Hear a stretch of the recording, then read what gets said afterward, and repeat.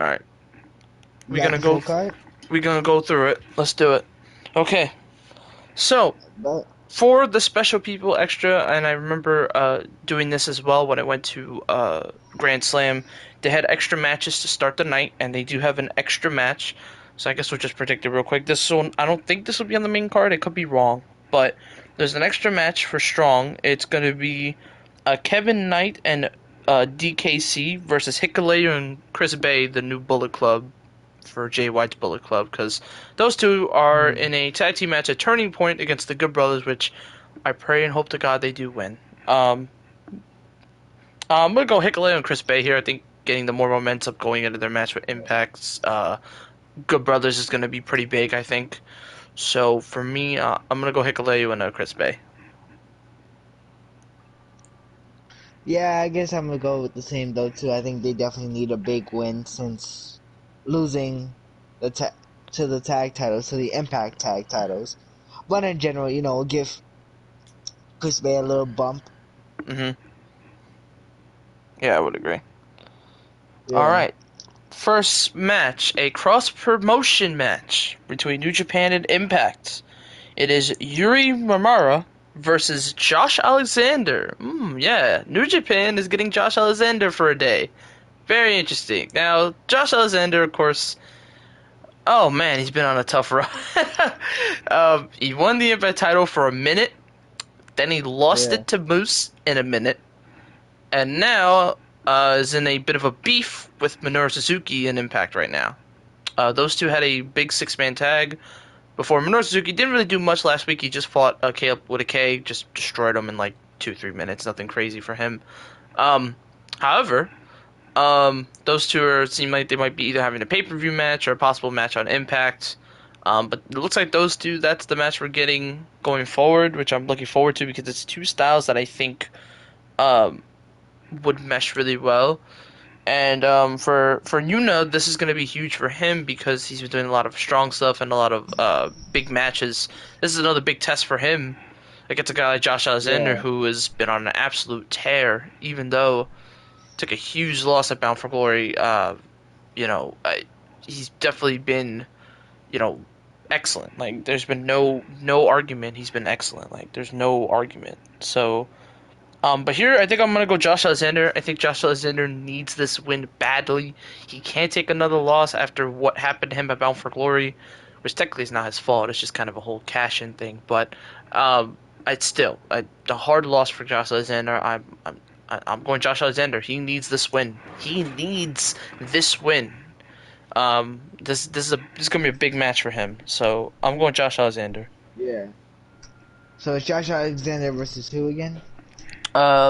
Yuna, let's see, Yuna. I don't know how you say his last name, but Yuna. He's basically one of Is he? the young lions. Young lion. Oh wait. Oh okay. So yeah. So well, I guess he definitely does need a little win. So I guess I'm gonna put Josh Alexander in. Hmm. Yeah. All right. Next, we have a tag team match with a 20-minute time limit. We have Bateman with Mysterio, which is one of the masked Jews, versus Brody King and Chris Dickinson. Now, these two have teamed up out of Japan before. These two were actually formerly a team for a long time. Then, of course, those two split away. Now they're back teaming up for the first time, reunion of sorts. And I think this is my first match of Brody King, seeing him for a very long time. I haven't seen Brody King wrestle in a Yeah, little it's been bit, so it's it's been a been a while. while since not only the Ring of Honor World Title match, but I think last time he was in Japan, I believe he fought whatchamacallit, Tom Lawler for the Yes, open yes, yes. That is title. very correct. Very correct.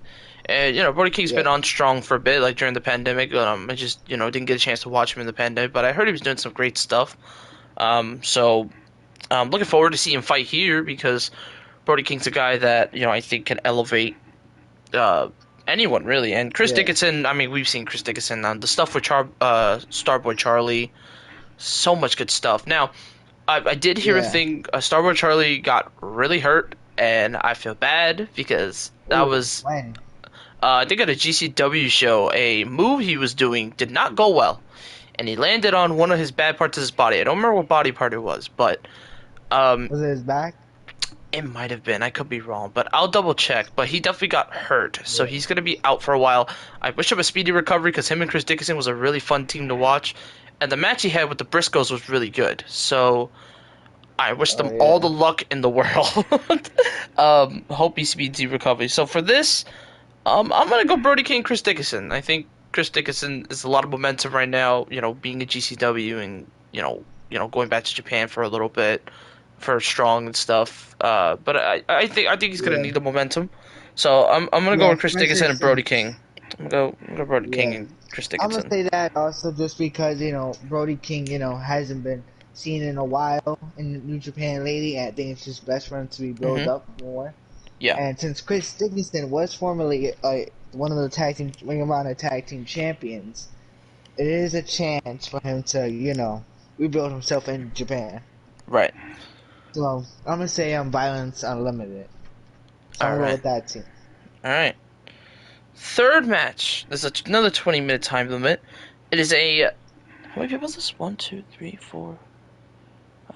I believe this is an 8-man tag. I could be wrong. But I'll keep it simple. It's Team Roster versus Team Lawler.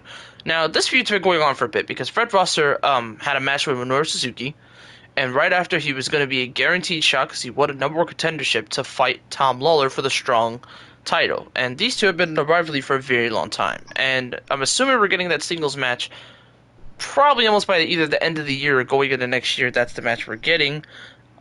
Because Fred Rosser has been he's actually been surprisingly really good in Japan. I've been very surprised by Fred Rosser and some of the matches he's had. The Minoru Suzuki Yeah, match really opened me up to like this dude is actually the real deal. Like, don't yeah. mess with Fred Fred Rosser, Rosser, aka Darren Young, he's aka had Mr. a No very Days Off. Yeah, yes, like sir. He's my had a God, very, very mostly down year in WWE. He wasn't I would really agree. utilized much. No one really cared about him too much until the primetime players. That tag team didn't last very long. Then supposedly he was supposed Unfortunately, to have but yes. a good singles run with Oh yeah, for sure. Bob Backlund as his manager, but technically that didn't get nowhere neither.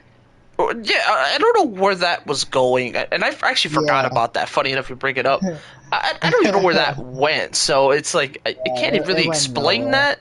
I can't even really explain that one He at only all. had one title match, and that's it. After that one title match, I feel like he was dropped. That's how far Then it I was gonna think he go, turned right? into a jobber. Jesus, But anyway, Fred Rosser, aka Darion, has really built himself up since joining New Japan into I a would agree. better mid carder, I would say, than what he's been doing than what he did in WWE. And the funny But thing about definitely, it is, he yeah, got a match. He was able to get a match with the Minoru Suzuki, which I find pretty crazy yeah. to think about. Which I did also check the match out. It was a good match. I was very impressed It with Fred was. Rosser for sure. He Hopefully, we definitely can build impressed him me. up I do more. agree. Yeah, Yeah, and now he's in a feud with Tom Lawler for their main world title, which is the Strong open weight. World Yeah, strong weight. Championship. Yeah, Yep, Strong Weight Championship. So, I expect him to build here. So, at least let me tell you the competitors, because there's a lot of people in this match, but we know most of them. So, team roster consists of David Finlay, Rocky Romero, Alex Coughlin, and Alex Zane. Yeah, Alex Zane making a New Japan Strong appearance. Very good for him. And then Team Lawler is J.R. Kratos from NWA, Danny Limelight from MLW, Royce Isaacs from New Japan Strong, and then Jordell Nelson. Those two are tag team together. So that's yeah, Team Filthy right there. Those two are Team Filthy. So it's basically Team Filthy and a couple special appearances versus Team Roster of all the baby faces with Alex Zane, which this match is probably gonna be wild, probably all over the place. I expect Alex Zane to fly a lot, because Alex Zane has impressed me this past couple months. I've watched him; he's been absolutely fantastic, and I yeah. expect him to continue to rise to the occasion. So I expect nothing here. I know I usually go with the faces in this scenario, but I think they're gonna switch the thing here. I think they're gonna give Tom Lawler more momentum, but I don't see Fred Rosser getting pinned. So I'm gonna go with Tom Lawler's team. I think Tom Lawler's team's gonna win, but Rosser will not get pinned in any way, shape, or form because you want to keep those two away so you can have a singles match between those two for the strongweight title. So, Yeah. But I Yeah, will say that definitely though that roster definitely does need to build up if this is the next feud going on between true. him and Tom Lawler, the strongweight champion. So Hmm. I'm gonna say go with Team Fred Rossa. Team Fred. All right. Yep. All right. We have a special tag match that's a 30-minute time limit, and it involves Will Ospreay's group. So it's the United of Jeff Cobb United and Empire. TJP. Yep, the United United Empire. Empire. The Yep. newly formed United Empire in America, with TJP Yep. making his first appearance with the United Empire with Jeff Cobb versus Clark Connors and Carl Fredericks. Now this feud goes back a pretty long time, basically since the U.S. show. So in the U.S. show, Will Ospreay, out of surprising nowhere, shows up in a suit and tie with some glasses and has the original uh, IWGP Heavyweight Championship. Now people don't know because the belts look exactly the same, so it's hard to tell on what the real title is and what's not the real title. It's kind of hard to tell. Um, but people are saying Will Ospreay has the original. Shingo has the what's that word? They did it. They said in NXT before when they were doing the cruiserweight, where it was like Garza and oh my god, what the fuck's the name of it? Um, shit, I can't think of it. But Wait, what? like, there's a term for it where it's like someone has the main title, but then the other person has like another main title. I remember when Sami Zayn and Jeff Hardy did it before, but The I can't think Undisputed? of it. Oh my god, what the hell's the name of Um, it? There's a is it term the for it. Undisputed? No, not undisputed. It's a term for it. Oh my god, it's a fucking term for it. There's a term where it's like if they either do a tournament or like they don't do a tournament, and someone has the original title, and then someone has the so-called other title that's now being used. I can't think of the name of it, but if I remember the term, I'll say it again. But this is important because Ospreay came back to America to defend his title, even though a lot of people are saying, no, Shingo's the real champion. So it's been a bit of a weird beef between those two. But he's really Shingo's really not though. But he's definitely made it prestigious. That I will say. Yeah, like it's basically been like a battle of who is the real champion? Is it Shingo because he Yeah. won? Is he won a whole eliminator slash tournament, or is it Will Ospreay because he never really lost the title? He got hurt, Yeah. so it's all question all in the air. But a lot of people are saying Will Ospreay has the main world title that New Japan had previously, so we'll see where that goes into play when Will Ospreay does return to Japan. So, but right now he's Yeah. focusing on the U.S., which he has a match on this card, which I'll talk about in a little bit. But for now, this match here, this is the first match for TJP with his new group with Will Ospreay. Him and Jeff Cobb are going one-on-one, and now where does Carl Connors and Carl Fredericks go? Well, back to the U.S. show, Will Ospreay went face to face with Carl Fredericks because Carl Fredericks just had a match couple matches ago before the main event. He came out. He basically said face to face like I want to face you whatever. And Wallace just said I want none of that, and he backed off. But then there was a saving grace. It was TJP. A lot of people thought TJP was going to go after Will Ospreay, but in a massive swerve at the Texas show after a really good match between Will Ospreay and Carl Fredericks, an absolute Yeah. great match. I'd recommend watching. It was really good. Yeah, I did watch it. It was a good match. A turn of the century. It showed on the top of the United Empire logo, and we're like, it's a new member. Who is it? Huh? It said TJP, and everyone's like, holy shit, TJP just joined United Empire and just attacked his former members. Like, good lord. And everyone's like, wow, that just happened. So now the group is now Ospreay, Jeff Cobb, TJP, and we can't forget about the people that are in Japan, of course. Tenzin. Yeah, Tenzin Tenzin and Great Okan. Great Okan. Great Okan. Yeah. So that's the group. That's the group there. So you have the people from the U.S. and you have the people from the Japan side. So that's the whole group. So these two are going to tag team matches with these two, which basically continue the rivalry between those two. Listen, I want to say this now. I think the United Empire are going to be more unstoppable than anyone thinks because a lot of people are doubting the TJP pickup. Yeah. don't doubt the veteran TJP. Nah, Dude first is a off, legend. Dude is impressive. Yeah. Dude is a Dude's not beast. only a good technician, though. He's definitely a former cruiserweight champion in his own right. He's a former X Division champion that held it for God knows how long. Like, it's been... Oh my god, he had the longest reign. Like, it was crazy. No. I don't know. I think it was Rohit had the longest reign. Oh yeah, it was Rosa. But like him But and like he had it Rohit for a good would time, battle. for a He had it for solid enough, time, yeah. and he wasn't even TJP at that point. He went back to Manic at that point. So it's like, what the hell? So, but like, yeah, don't doubt the TJP pickup by Ospreay. I think Ospreay knows what he's doing. So, Yeah. but for this, I gotta go TJP and Jeff Cobb. They're on an unstoppable run. I just don't see them losing here. There's no way they lose this. They're Absolutely versing, not. Who? Carl Fredericks and Clark Connors. The Yeah. two guys that they had beef with. Yes. Yeah. It makes all sense. But I gotta say this also. I cannot sleep on Clark Connors. I think that dude is just a beast. No. You can't That sleep dude on him. is a beast. Him and Alex Coughlin, don't sleep on those two. Don't do it. Because those two are something different. Like, they used to be young lions. Now they're, now they have their own gimmicks and stuff. But when they were young lions, bro, like, you couldn't sleep on them. You're like, nah, I can't sleep on them. At first I did sleep on, what's his name, Carl Fredericks. But it wasn't until the Will Ospreay match that he showed me that he's definitely a good wrestler. I knew he was going to be good for the Young Lion system. I remember when they did the Japan dojo versus the US dojo in Japan before the whole pandemic. And Carl Fredericks showed me this dude has tenacity, this dude has the strength, this dude has the athleticism. I'm like, this dude has a lot of potential. And same with Alex Coughlin. And Alex Coughlin has gone through some hella beatings because he's done the Alex Coughlin challenge. And dudes have been through so much. So, props to him, though. Like, absolutely props to him for doing the Alex Coughlin Open Challenge. Like, shout out to him, because a lot of people have accepted those challenges. And, oh, man, it's been a beating. And shout out to him. So, but yeah, like I said, United Empire, all the way. United Empire winning this. I just don't see them losing. So far, not. Right now, the streak...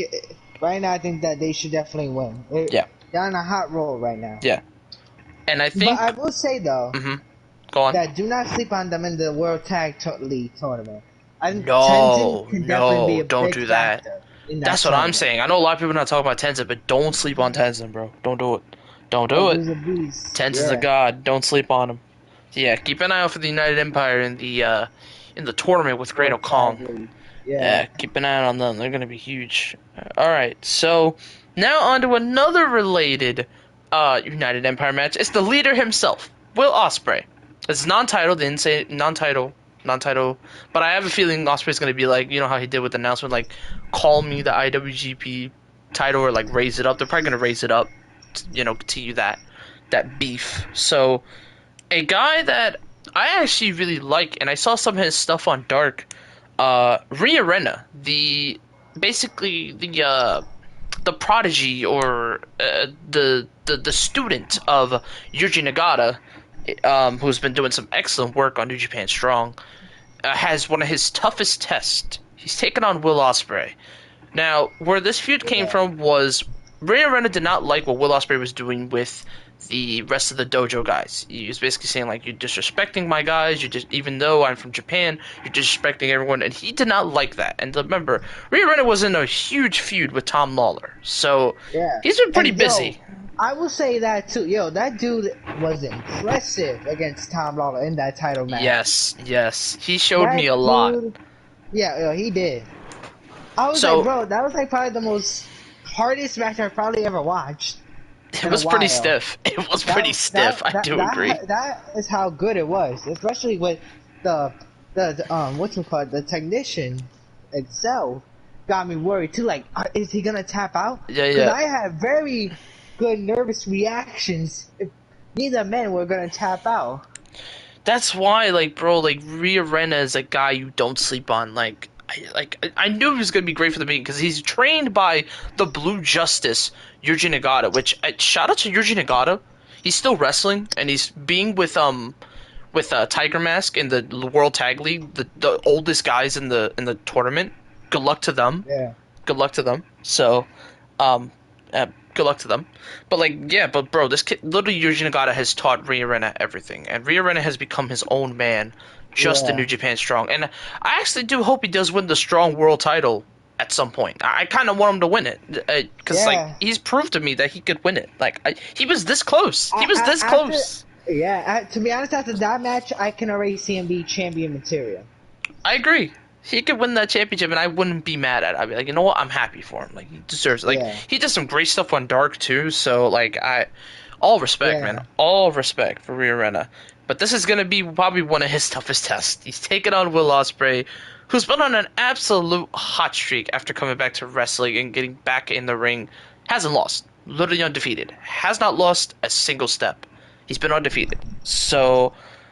And this is probably going to be... I would also say this Ospreay is probably one of Ospreay's tougher tests so far, because Ospreay, I feel like, is doubting Rhea Rena in this feud. Because if you watch the feud back and you watch some of the promos, Ospreay is shitting on Rhea Rena, but you don't want to do that because Lawler did the same thing, and he took him to the limit a lot. So Ospreay better be careful with Mr. Rena. He better be fucking careful. So... but I'm really looking forward to this match. You know, I always loved Will Ospreay matches. I loved his new style of hard-hitting action. Like, I just something about it. It's so different, but also amazing. He still has the high flying, of course, you know, once in a while, but he's really gained that world heavyweight strong style, like, style. So, and I respect him for it. So, but... For me, man, like, you know, I would love for Rhea Ripley to shock the world, but I think Ospreay, he's just too hot. Like, you ain't stopping Ospreay. I think Ospreay is gonna win this match. I just don't see Rhea Ripley, but the future is bright for him, though. The future is definitely bright on how he does with Will Ospreay. Future's bright for him, man. Future's bright, but I'm going Ospreay. I'm going Ospreay. Yeah, I mean, Ospreay's versing who again? Rhea Ripley, my guy. Oh gosh. Like I said, Ooh, I can just it's imagine tough. the match. It's tough. It's basically a good what if scenario. What if Rhea Ripley cut down the former IWGP champion? Especially after that match. I can't even take my mind off it. And I expect no less. I expect Ospreay's chest to be red as fuck. I'm gonna say Ospreay. Okay. But Okay. bro, I'm gonna tell you this right now. I will be shocked if Narita gets this W. If Ren Narita wins this match, I swear to God, I will literally. I'll be proud for her. I would be too, but I would also probably sing the worst theme song of all time because, like, I don't fucking know, bro. Actually, no. I'll listen to the first horrible version of Keith Lee's theme song 3 times. I can't even listen to it once, so 3 times is painful. You gotta listen to the Bear song. Oh yeah. Not the Bear song, the first one. Remember when he first came up and it was like generic? Like it started off like, oh, basket, it's going, and then it just cut away. You're taking the best part. So, but I'll do that. If Rhea Ripley wins, it surprises me when I watch it on Sunday afternoon. If he wins that, oh man, that's gonna be crazy. Yeah. All right, It'll be 6 crazy. match. I'm We have going 3 more Ospreay on matches. this one. We have a very Oh, interesting God. singles match that I was really surprised got announced, but it did. Juice Robinson and Moose. Now, Juice Robinson challenged Moose on New Japan Strong and saying, you're not a god of wrestling, and he basically was shitting on Moose. And Moose didn't take that very lightly. So Moose responded and said, you know what, you want a one-on-one? Let's fight. So Moose versus Juice Robinson is happening. It's 2 guys that I love. I absolutely love Moose. One of the best heels in the business today. One of the most underrated guys in the business that if you put him on a roster, he's going to be that guy. And another guy, Juice Robinson. Always a great singles competitor. You know, he does a lot of tag stuff, but when he's by himself and he does G1s or if he does, you know, all types of tournaments, he's always good by himself. So I expect no less. Of course, his buddy, David Finlay, is not going to be with him because David Finlay is doing some tag stuff. So he's going to be by himself. So him and Moose are going to have a personal one-on-one rivalry match here. this one's a little hard for me because I don't want Juice to lose momentum, but I also don't want Moose losing after winning the world title. And So plus, yeah, he did definitely lost. He lost. Moose lost against Ishii, so I think this would definitely be exactly. a big win for This him is if this is he yeah, can if he defeat pulls it off, Juice. this is huge for him. But I will say this: Mhm. if if Juice Robinson manages to defeat Moose, that could be the next world title match after the business with That is either Josh possibility because Alexander. Juice could pull that Yeah, card down the line and say like, "Hey, I pinned the world champion, bro. Like, you can't say shit. Like, you could try to argue yeah, Moose, but you can't say shit." Um, yeah. but while I So would they love could for do that that, if they can. exactly. Now, Yeah, if now, of course, it was announced already for Turning Point that it is going to be the Ultimate Trilogy match between him and Eddie Edwards, which I'm okay with because they already teased him and Morrissey. So I feel like that's the next match up for possibly Hard to Kill, maybe. I hope. Um, or it could so be a triple threat between him and Alexander and Morrissey. I think all that would be true. better. Actually, yeah, good idea. Good. I think that'd be good there. Either one is okay with me. But Yeah, they tease the whole thing of them, you know, breaking up and beat the shit out of each other. So if yeah. that's the case, we're definitely getting that match down the line in any capacity, either triple threat or singles. So I'm okay with Eddie Edwards getting another opportunity because he straight up won. Like he beat both Willie Morrissey and his other opposition. Oh, and Matt Cardona, that was the other one. So, Yeah, however, don't sleep on Matt Cardona and the world title scene because he got really yeah, close. no. He got really close in that triple threat. Um, so don't sleep on Matt Cardona going for the Impact World title because him and Moose, I could see that match happening at some point. I can see that. So anyway, so back to this. While I would love for Juice Robinson to win and put his stamp on him going for a possible another world title, I think Moose needs to get his New Japan record a little better. So I think Moose is gonna win this match. I think Moose is gonna pull it out. It ain't gonna be easy though, because Juice don't stay down that hard. So it's gonna be a lot difficult to win this match. But I got confidence Moose is gonna win. I got my money on Moose. Yeah, yeah, I definitely gotta go with Moose on this one. Just because Yeah, of his loss against Ishii, and yeah. yeah. But All I would right. not be upset, Uh huh. though, if Juice Robinson If Juice wins. Robinson wins, same. I won't be mad in the slightest. Okay, my most anticipated match, Match 7, the Oh, yeah. co-main event. Returning to the America for the first time, In a Akuchika while. Okada, the I think it was the Rainmaker. MSG event, the last time we saw Kazuchika. It's been that long, very true. But Yep. Akuchika Okada returns to America for the first time, which I'm assuming he's going to be doing a tour. I would assume. I could be wrong, but for the first time back in America, he's taking on a guy that he doesn't really know what to say, but he's the one who said, "I'll see you on Saturday." And it's a guy that I absolutely love. Buddy Murphy, aka Buddy Yep. Matthews. Buddy goddamn Matthews is coming to Japan, and it's great. Listen, I've loved Buddy Matthews since the stuff he did in 205 Live. Ever since the stuff he's done in 205 Live, he's been amazing. He was the Yeah. one in that division that has done some great stuff with Mustafa Ali, did some great stuff in With that company. Cedric. Basically, kind of helped it out a bit when both, Elevated. yeah, Yeah. basically when Austin Aries and Pac got released, they were like, what's the next guy who's going to step up? Buddy Murphy was the guy who stepped up, aka Buddy Matthews. So he And stepped he up. moved for a light heavyweight. I think he's a light heavyweight, but bro, like, this dude Dude acts like a has a cruiserweight. body build. Yeah. Yes. This man acts like a cruiserweight, even though And he's a he's been impressive since 205 Live. dude. Ever since he went on that whole weight loss like thing, It was like for the making the tournament. Actually, yeah. no, it was for the cruiserweight tournament. Oh To yeah, claim yeah, yeah. his You're right. Yeah, but like after like he ended the stuff with NXT with this tag partner before they let go of Bliss and everything, right? Dude, Yeah. dude got in excellent shape and just became a monster. Like you could tell this man worked to get his muscles right and to get healthy. Like dude was on a Yeah. rampage. And bro, and when I heard he was going to SmackDown, I'm like, yo, him versus D-Bry, him versus Roman. I'm like, this is perfect. Yeah. They even let him beat D-Bry on his like first night. Like that's how you know they had confidence in Yeah. him.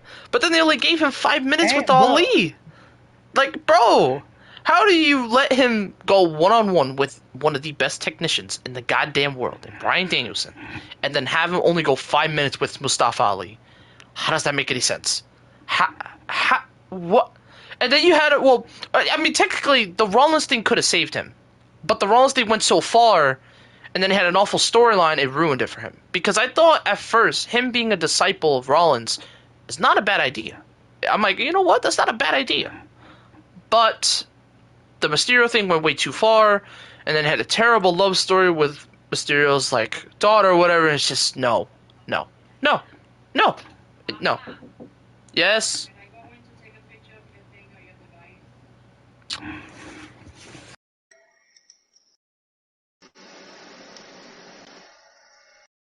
yeah, no. To be honest, I think it definitely downfalled him eventually into him not really doing nothing, just sitting back and doing catering. Then he came back with Seth Rollins, and then that thing ended up in a disaster too. He still wasn't used. So with that being said, ever since he's been back, also.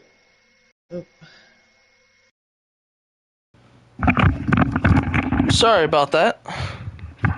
Oh, Sorry I about didn't that. know you left. I was like, huh? No, What no, happened? no. My mom wanted to take a picture of something. Anyway, Oh, so. by the way, my Mhm. bad. Quick thing. I just want to say I did get the chips. Oh, By the cool. way, Bet. We about to chow I got down. some Can't wait. Tostitos and some Doritos too. Funny thing. Hey, Doritos. All right, cool. So, Yeah. all right. So that's what I was saying with Buddy Matthews. Yeah, dude, like he had so much potential, but when he went to the main roster, they absolutely butchered him, and I felt so bad Yeah. because dude is impressive. And when I saw he got released, first of all, at first I felt bad because he had so much potential, but then I understood. I'm like, yeah, you didn't use him right.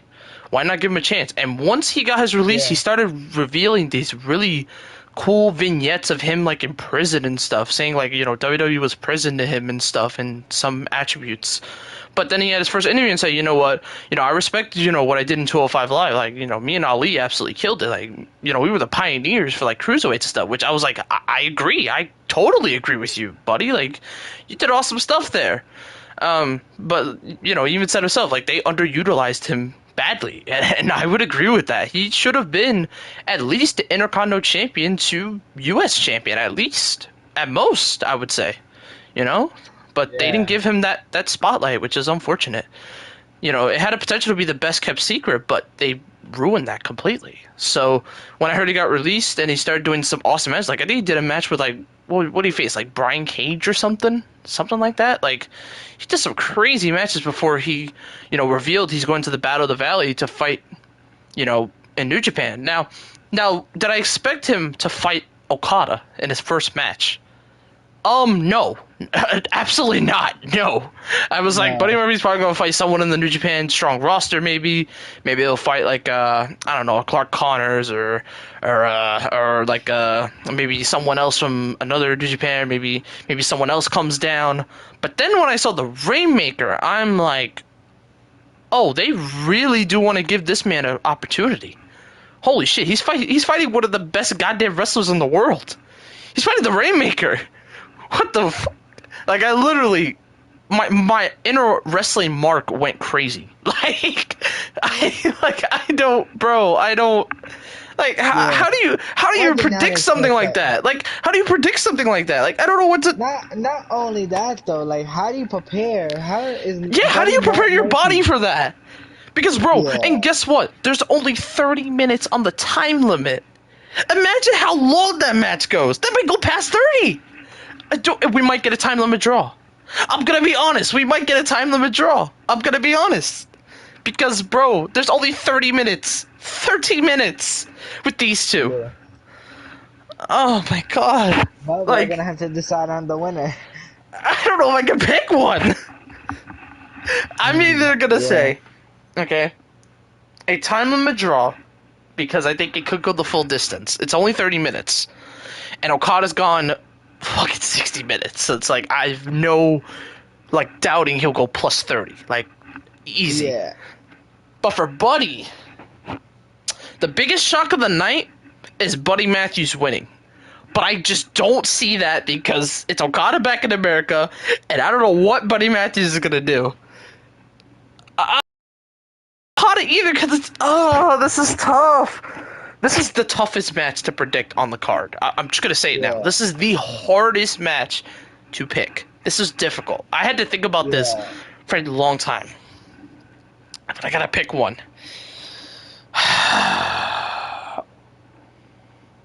You know what? I'm going underdog. I'm going Buddy Matthews. I know it seems like a bold pick. I'm going Buddy Matthews. I just feel like Okada's going to give him the win. If Okada wins, it is what it is. I won't be mad because Okada's back in America and I'm happy for him. And they're going to definitely put on a classic. I have no doubt about it. Oh my god, yeah. Dude, I'm expecting match of the night. I am expecting match of the night. Easy. Yep. The only match that I might get close is Jay White and Ishii, because that one's going to be 60 minutes. But that's the closest match. Right? That's the main, for the never open weight title. Which definitely has been going on for pretty big, because Ishii's been in America for a little bit. He did go back to Japan for a short bit because he did the did like a tag match on the last show, Power Struggle. So he's been in and out, but he's been mostly in America. So, which we'll get to the feud in a second. But yeah, I'm gonna go Buddy Matthews, but the odds of Buddy Matthews winning is not fully there. It's hard to say. It's hard to say. It is. Oh my god. This was the hardest match to predict. Don't get me wrong, there's a lot of matches on Full Gear that are hard to predict, but this was the hardest because I love both these guys, and I hope all the best for Buddy Matthews if he is going to New Japan strong. He's going to do amazing. I'm excited for Buddy and his future. But for now, I think Buddy Matthews is going to pull out the win, and Okada's going to give him a sign of respect after that match. He's going to be like, you know what, buddy? You proved me wrong. You're awesome. I just see it right now. Okada's shaking Buddy Matthews' hand. It just makes sense. So, I'm going Buddy Matthews, but the odds are against Buddy in all remarks. All remarks. Just saying it now. Oh, that was a hard match to predict. Alright, you could say your final say on that before we get to the main. Oh, God. I don't know. I definitely think this will definitely be match of the night. For sure. Hands down. Hands down. Nothing changing. Hands down. I don't see these two being disappointing at all. Hell no. Hell no. Yeah, no. Not at all. Not at all. I'm gonna have to say... Yeah, I'm gonna have to say Buddy. I'm gonna go Buddy. Okay, alright. So, alright. Me and you, Buddy. Alright. That's gonna be hard to predict. Listen, I'm saying it now though. One more time before we move on. If Okada wins, I'm not mad. I'm not. Yeah, I'm actually okay. I'm okay with Okada winning. Because Buddy Matthews is about to take Okada to his limit. Swear none. He's about to take him to his limit. But good luck, buddy. Good luck. You're going to be in a battle with one of the best goddamn wrestlers in the goddamn world. The Rainmaker. And bro, at best part, bro, Okada he's not out of shape, bro. He is in G1 shape. He's in G1 shape. He's ripped. Dude went to the gym and got ripped. So he is ready for this match. I'm hyped though. I'm hype as fuck. Okay. So, and finally, match 8, 60-minute time limit, the Never Openweight Championship, the challenger, Tomohiro Ishii, and the opponent, the Never Openweight Champion, Switchblade Jay White. That's right. So these two have been in a feud for a very long time. These two have been bickering back and forth. Of course, Jay White sent the message to Ishii at the US show and continued to send messages on New Japan Strong and in other little pay-per-views for New Japan Strong.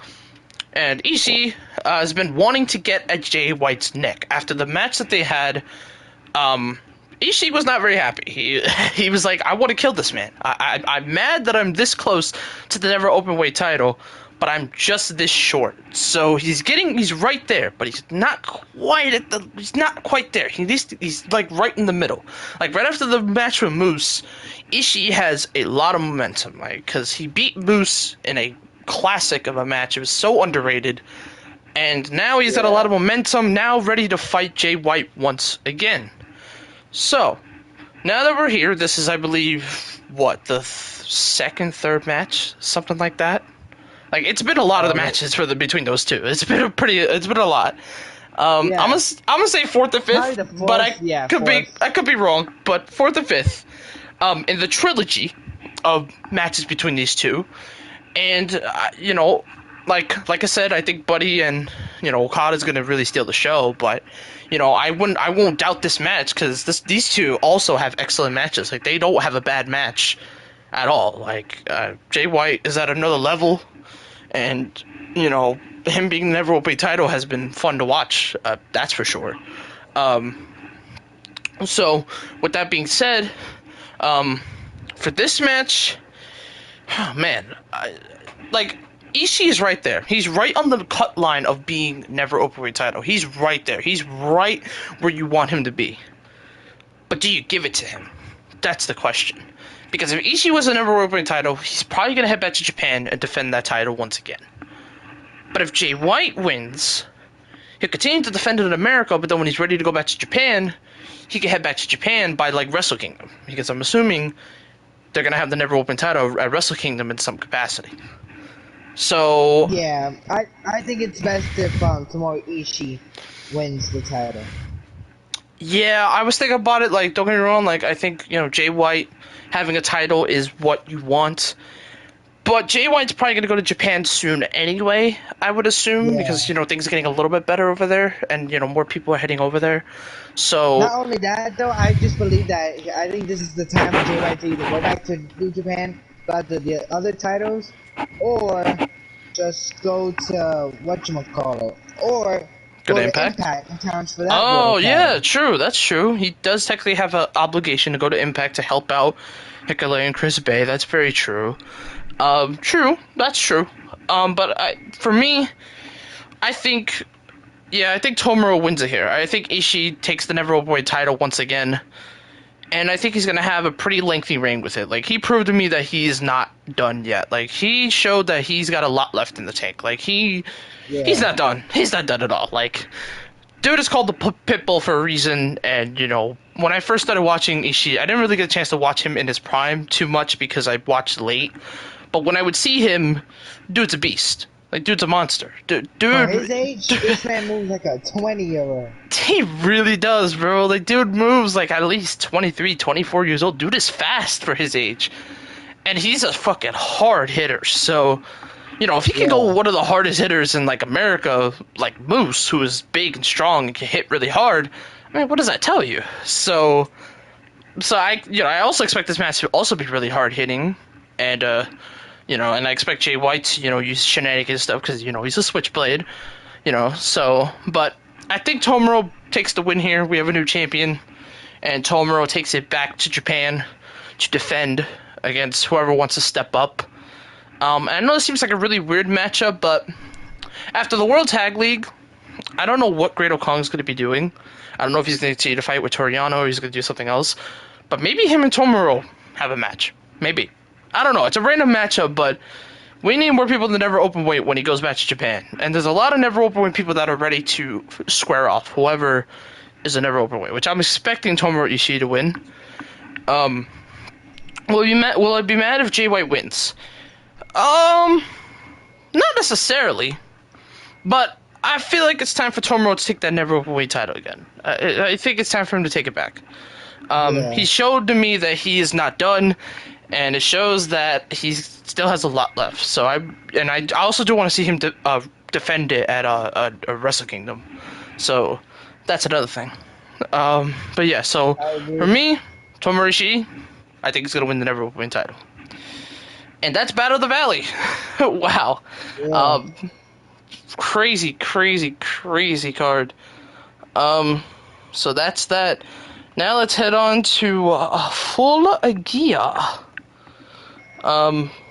Which, you know, I'll also talk to you in a sec. And I want to ask you before we talk about this card. Do you think there's any possible surprises for this pay-per-view? Or do you think it's going to be nice and shallow and we don't get anything big here? What are you thinking here?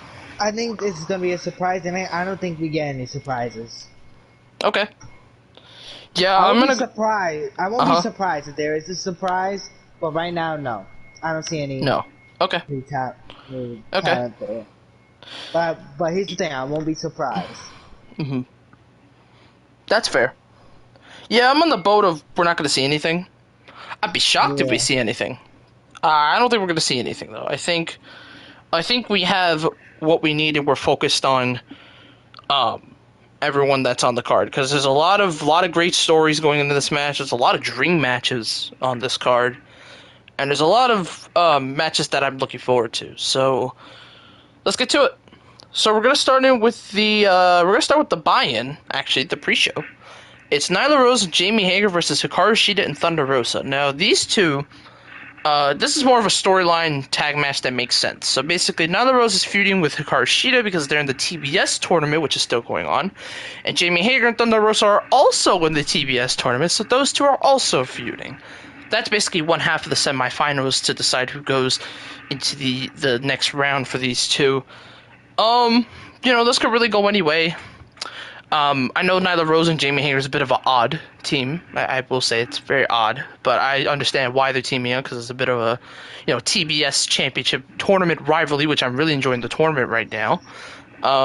So I might as well just give Thunder Rosa more momentum. She won the six-man tag with Anna Jay and Ty Kante, which we'll talk about Ty Kante a little bit later. But for this, I think momentum. You gotta give it to Thunder Rosa and Hikaru Shida. I don't know how the health-wise for Hikaru Shida is, because Hikaru Shida got hit pretty hard by Serena Deeb. So I don't know how much rest she has, but I'm assuming she might have a taped-up leg, maybe. But we'll see, because we haven't seen Hikaru Shida after that attack. But for me, I think the faces are gonna win. I think you just give it to the faces and a nice little match for the buy-in. Nothing crazy, Nice little tag match. I'm gonna give it to Sheeta and Thunder Rosa. I'm gonna give it Sheeta and Thunder Rosa. Yeah, I'm gonna give it to them too. Yeah, Thunder Rosa. I think we still we'll get another impressive match for Jamie Hager. I think also because I actually really like Jamie Hager. So more the merrier. All right, so I guess we'll start here. I guess we'll start here. All right, so we'll start here. Tag match. Pac and Cody Rhodes, the most unlikely duo, have a tag to team up versus Malachi Black and Andrade El Idolo. So, where do I even begin with this? Well, let's start from the beginning. So, Cody Rhodes and Malachi Black have been feuding for a bit now. That was Malachi's debut match, and he destroyed Cody in like 5 to 7 minutes. Absolutely annihilated Cody. Cody went away after that, went to do some filming. He came back, he challenged Malachi. But it was a mistake, because he lost again to Malachi in the rematch. But then we're like, okay, the third match, he's going to win. And Cody finally gets the victory. But the way he did it was via some heel shenanigans. So it wasn't the cleanest victory in the world. And basically, Malachi did his objective, which was destroy the Rhodes family. And he destroyed a lot of people. Not only Cody, he destroyed Dustin. He destroyed Lee Johnson. And he destroyed any Rhodes family that ever faced him. Annihilated them. So he got his objective done. But then randomly, Andrade El Idolo comes into the thing, which Andrade El Idolo has been busy with Mr. Pac. He's been busy with Pac and the Lucha Bros. They have their match on Rampage, which was excellent. Then they have the rematch, which was also very good. And then these two combine stories together, because then Andrade offers Malachi to team up with him, and Malachi accepts. So now Andrade and the House of Black are teaming up together, which is also very intriguing. But then a saving grace for Cody, because Cody's about to get his ass kicked by both of them, and Pac comes in. Pac clears out. goes after Malachi, goes after Andrade, and both of them clear out. And it is set that those two are going to face off. Cody does some tag team stuff with, like, Lee Johnson. They got a big victory on Dynamite. Then Cody had his infamous promo of, like, you could boo me and cheer me, which is the most unique promo for Cody. But he still was focused on Malachi. But Andrade El Idolo said, I can make you my bitch. And Cody didn't take that lightly. So then Cody Andrade had a singles match on Dynamite, which was really good. I enjoyed their match. Some excellent stuff from those two. And a big win for Mr. Andrade El Idolo. He picked up the win. So this is where the grudge feud continues. We have a tag match. This is the very unlikely of duos between Cody and Pac. Now, they haven't had any interaction on Dynamite or anything other than the save attack on Rampage. Haven't had any interaction in whatsoever. So, I don't know what that means for them teaming up together. But the key thing with this is, can Cody Rhodes and Pac coincide to defeat Malachi and Andrade El Idolo with a brand new team, and Andrade and Malachi teaming up for the first time? So this one was a little bit weird to predict because this could go either way. You can have Cody and Pac get a big win, even though it will lower Andrade a little bit, just a little bit. Or you could have a miscommunication with Pac and Cody, and they lose focus, and one of them gets kicked in the face. You know? So, This was a little hard to predict, what direction you go. But I think for this, you go Malachi and Andrade. I think you go Malachi and Andrade. I don't like Pac losing. I don't. I just hate it. But for this scenario, it's not going to be Pac's fault that he loses. It's going to be Cody's fault. And Pac's going to get all fitty, and Pac's going to be like, what are you doing? Why are you costing us this victory? And then Cody and just think about what he did. Then he'll come on Dynamite and be like, I messed up.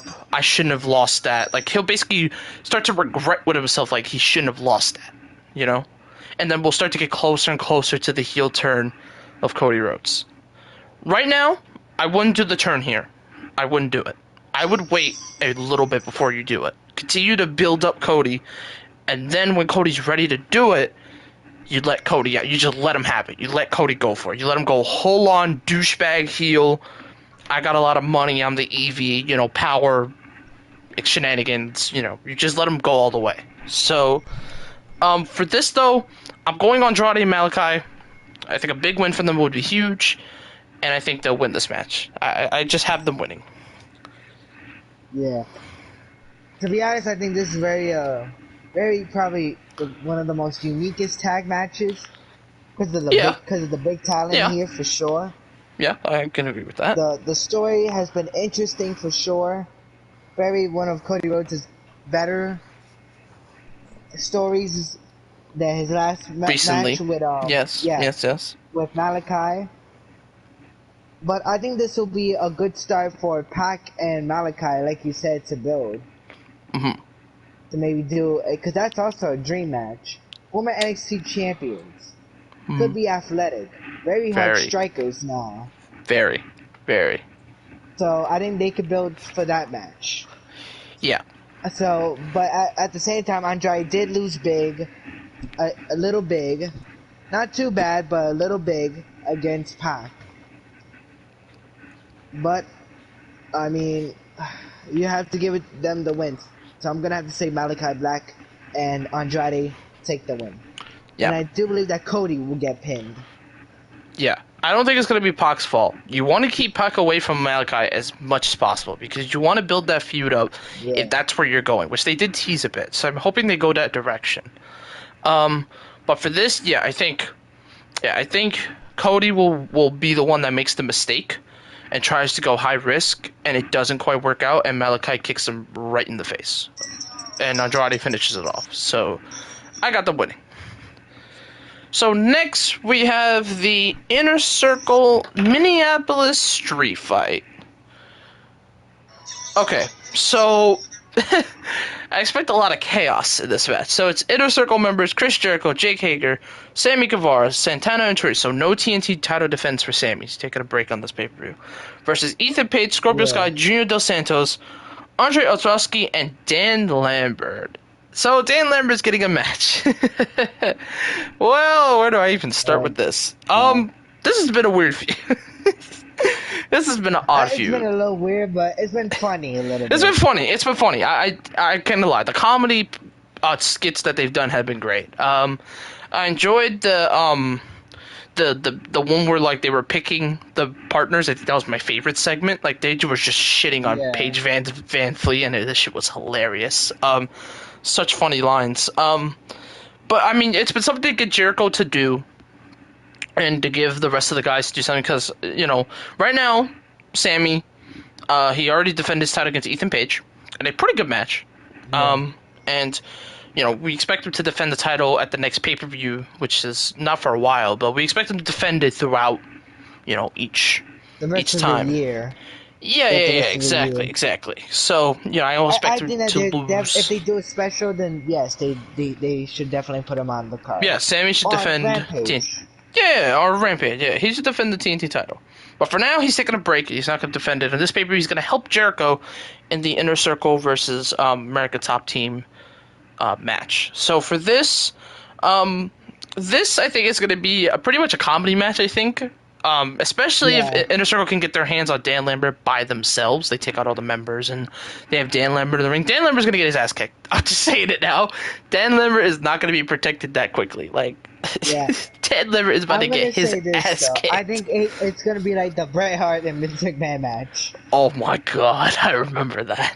That's actually on my WrestleMania 26 DVD over there. You're right about that. But yeah, no, that's what I would say. Yeah, it's going to be a really, really, really funny comedy match. Now, who wins here? Well, I have no expectations going in, so it's kind of hard to say. It's weird, because I don't want Ethan Page or Scorpio taking a pin, because they have some decent momentum coming up. But I also don't want the Inner Circle losing, because Sammy Guevara is TNT champion. And Santana Ortiz are looking for tag titles. Yeah. It's kind of hard. It's a little difficult. Yeah. Do I give it to Inner Circle? Because, listen, Inner Circle has a very good record in these, like, big faction matches. Like, they have a really good record. So it's like, do I want them to finally take a loss, or do I want them to continue to win so Sammy doesn't lose momentum? It's hard. It's a little difficult. It's a little difficult. Yeah. But I also don't want Ethan Page and Scorpio Sky to lose either. Shit. As long as they don't get pinned, it'll be fine. True. As long as Scorpio and Ethan don't get pinned, I'm okay with it. So I guess, thinking about it now, yeah, I think Inner Circle's going to win this. Their teaming up is too good when they're in these faction matches. They're too good together. The chemistry's there. Like, you know. Yeah. To be honest, I think I'm going to have to agree. I think definitely it's going to be the Inner Circle winning. Right now, I don't know who's the next faction to face them. But for right now, as far as the faction idea is concerned, the Inner Circle is the best option right now. Yes. Okay. So, I'm not saying this is going to happen back-to-back.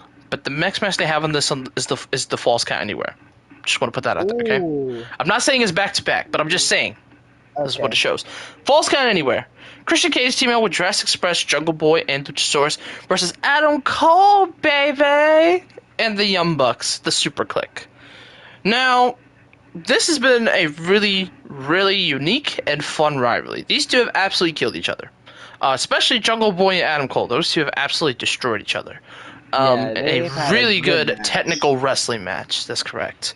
Those two have great chemistry. And ever since then, the Young Bucks have been feuding with Jurassic Express after the whole, Elite versus Cage and them teaming up. It's been, a bit of a rivalry. It's actually been going on ever since Adam Cole debuted. Basically, yeah. Since Cole has joined the Elite, they've been on a massive winning streak. yes, and AEW, have been on a massive winning streak. Ever since teaming up with the Young Bucks and making the super quick return, they have not lost. They're literally undefeated. They have not lost. The only time they've lost is when they lost the Dark Order in 8-man tag action, but they weren't doing 6-man. So they didn't really lost in that end. So they basically have been undefeated together as a group. While Christian and Jurassic Express have not had a bad record either. They've won a lot of matches. So together they've been a very good group. They used to have very good chemistry between all 6 guys. So I expect this match to be a lot of high flying, a lot of table spots, a lot of cool spots with Jungle Boy and Luchasaurus. And I expect Adam Cole to get into his no disqualification bag, aka he'll go to the extreme and do some stuff you would never expect, because Cole has done that before. This is like NXT vibes, Adam Cole. Same with Christian. Same. I expect Christian to do some stuff too. I don't expect him to be left out of the party at all. And the Young Bucks, because the Young Bucks have definitely been in a lot of extreme matches in AEW, especially. Oh yeah, especially with Lucha Bros stuff. Jungle Boy and Luchasaurus are probably the most inexperienced. But are we doubting them though? I don't think so. I'm not doubting them. I'm not doubting them. I'm just saying that that's what that's the inexperience that they have. But they could be impressive, which they always are, almost every night. So. Oh, my friends are asking me to do a movie night. No, I want to watch Shang-Chi with you. Damn it. Let me tell them I'm out, because I'm gonna watch it with you tomorrow anyway. Friends? My friends Robert and them, they want to watch Shang-Chi, but I'm like, no, I'm already watching with a friend tomorrow. That's okay. Anyway. Oh, how is Rob?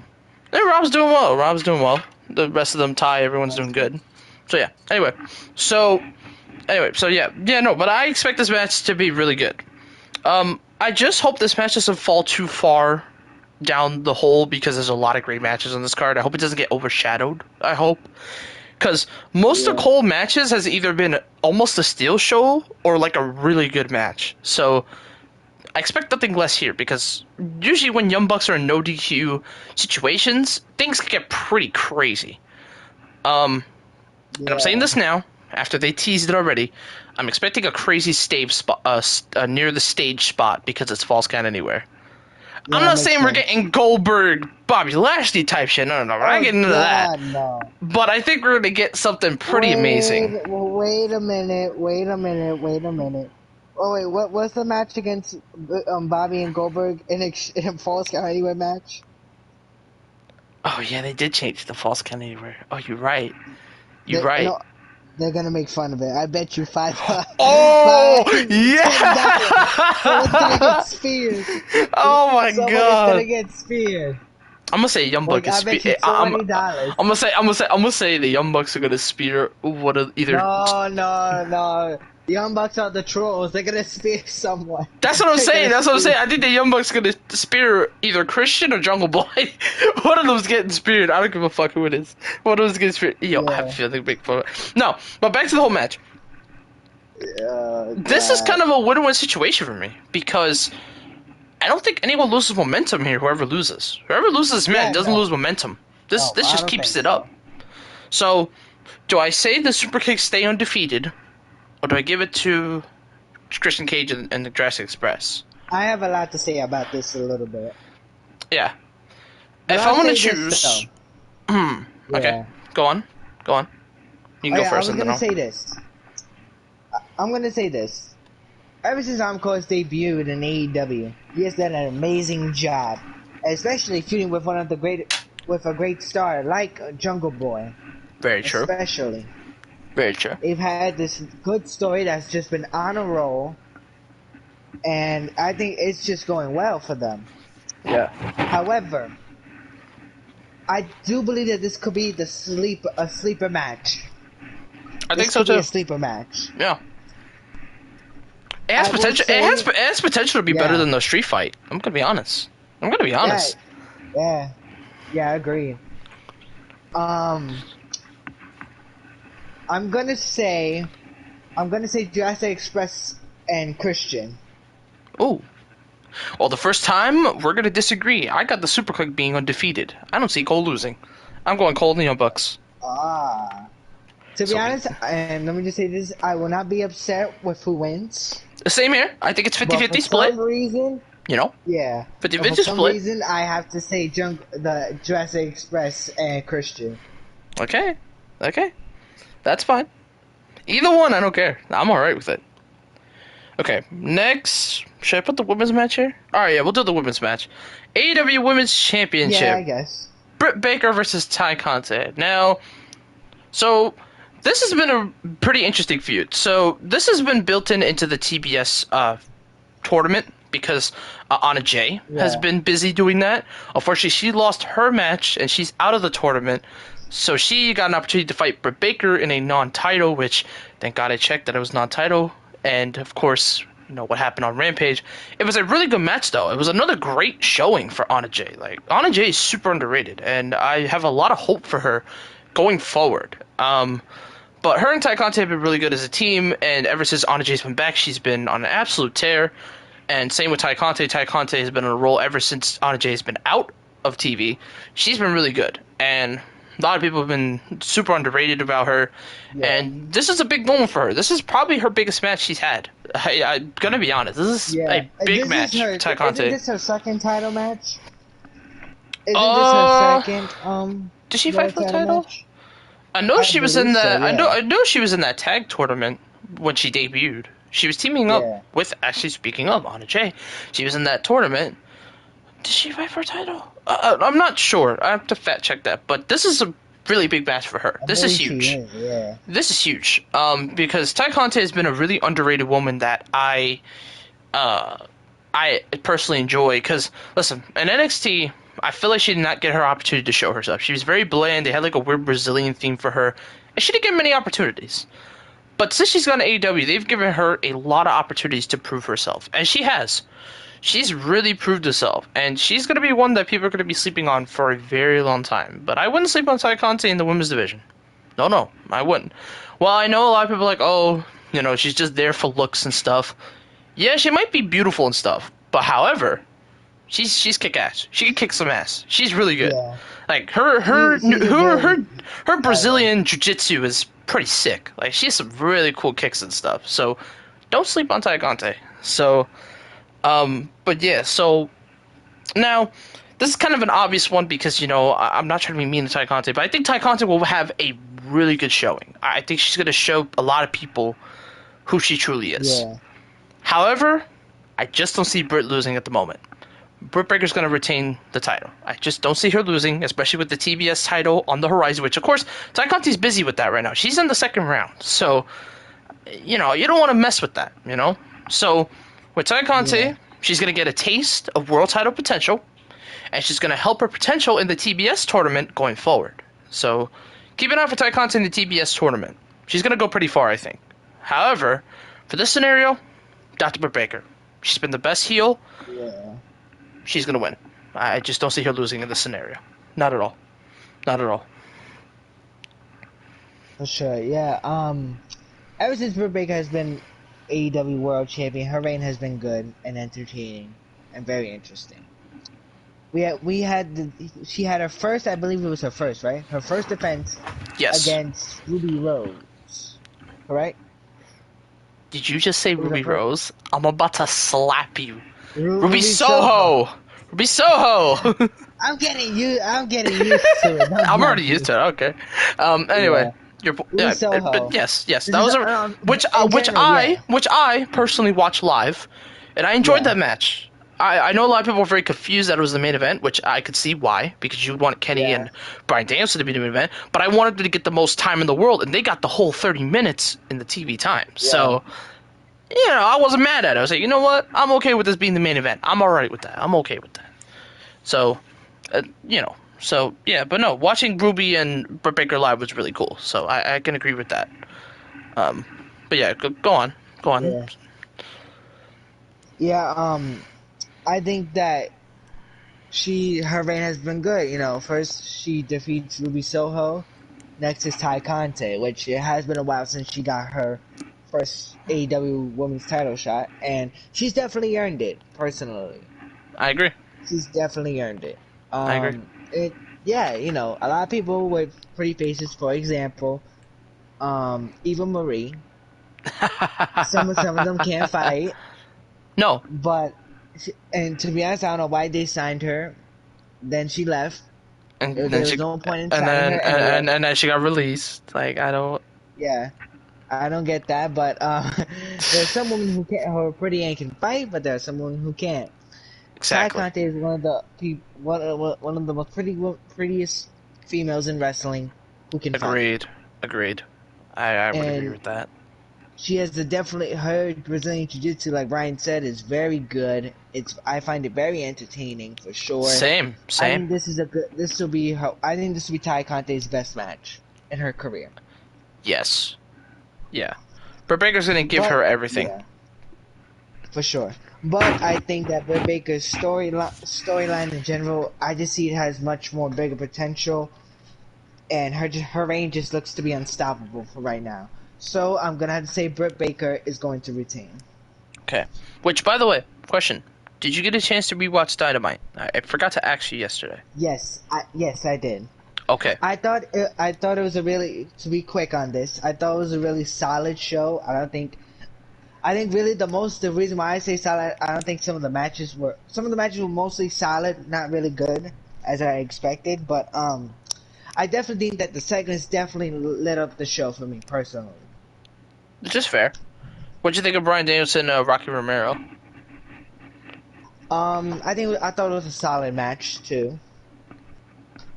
It's good. That's good. Like I said, I think mostly it was most of the segments that won the night personally for me.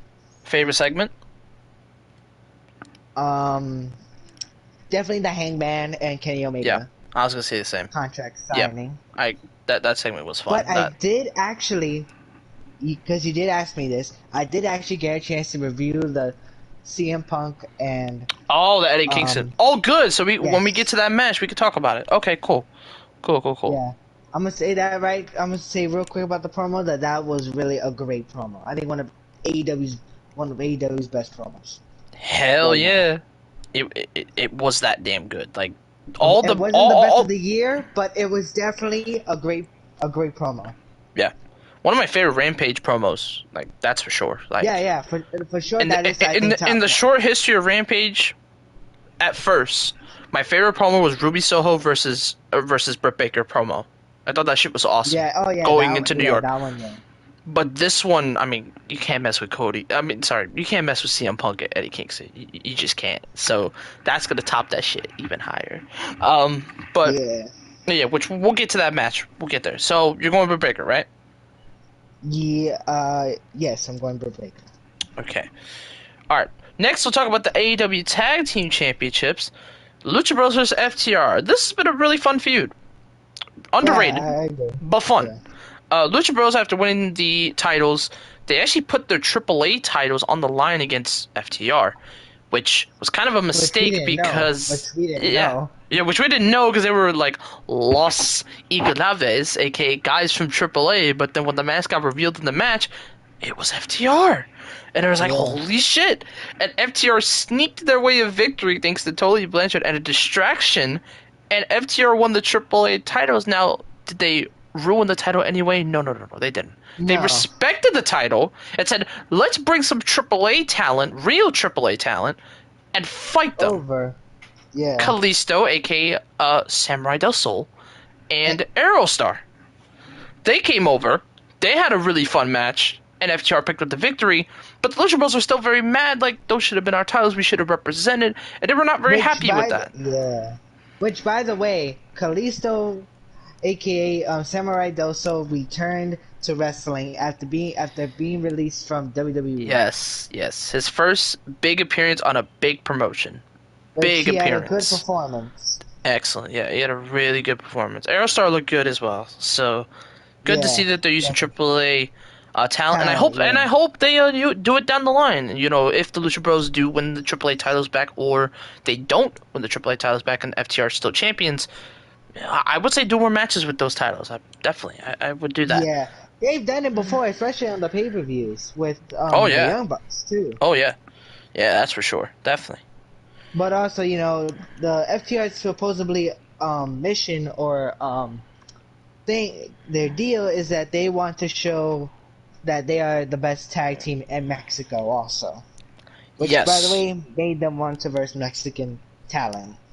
Basically, because they put a challenge out on Dark, because they had a match on that same night, and they put a promo on and said, "Hey, we're challenging any luchador from AAA to come down to AEW and have a tag team match with us for those titles." And lo and behold, Kalisto, aka Samurai Del Sol, and Aerostar stepped up. So yeah, I haven't seen Aerostar since Lucha Underground. It was good to see him. Same. It was also great to see Kalisto look happy and enjoying Of course, himself. yeah. Like Yeah. he looked like I'm glad he's in AAA now. I'm happy for him. Yeah. So that's where this whole comes in, and the Lucha Bros didn't like that because they wanted to represent AAA because they're basically like one of the top teams in AAA for years at this point. Yeah. Since the partnership with Impact and beyond, like they've been the pioneers of like AAA and stuff, especially with like guys like Ray Phoenix and Pentagon and stuff like that, especially the stuff they did in Lucha Underground. So yeah. So they were like, damn, we should be representing. These phony guys that are not a Mexican shouldn't be representing. They're really mad at that. Lucha Underground's talent was mostly from AAA. Yes. Yeah. There's only a few outliers that came out of side, like when Thunder Rosa was starting to rise up. She was almost about to go to NWA at that point. So, which we didn't really know about Thunder Rosa until like NWA, where she really got her stance. I knew her as a wrestler, but I didn't know her in like a big company. And then when she signed with AEW, it took me. I was like, yo, Thunder Rosa is a beast. Like, So, she commented on your Twitter post. She did. I did a review of what the interview had with Chris Van Fleet. She was talking about mental health, and I said, like she basically gave me a lot of inspiration, and she still does. Like her work ethic is amazing. Like she works really hard. She trains. She does everything. She's even doing like MMA. Like in Mexico, she does some MMA stuff, which is really cool. So that's why I want Thunder Rosa to either win the women's title or be the TBS champ. That's why she's like in my highest ranking to win the tournament, other than like Jay Cargill. So, and when we get to the finals, which was announced today in New York, New Jersey, is when the TBS episode's going live. So, New York / New Jersey is getting the TBS episode to start a new era in Dynamite, which is pretty crazy to think about. So Tri-State is getting its first berth. So, congrats to the Tri-State. But yeah, so back to this match. No, I'm looking forward to this match. Listen, these two have obviously fought before, but I'm not gonna lie, it's a bit forgotten because it was really short.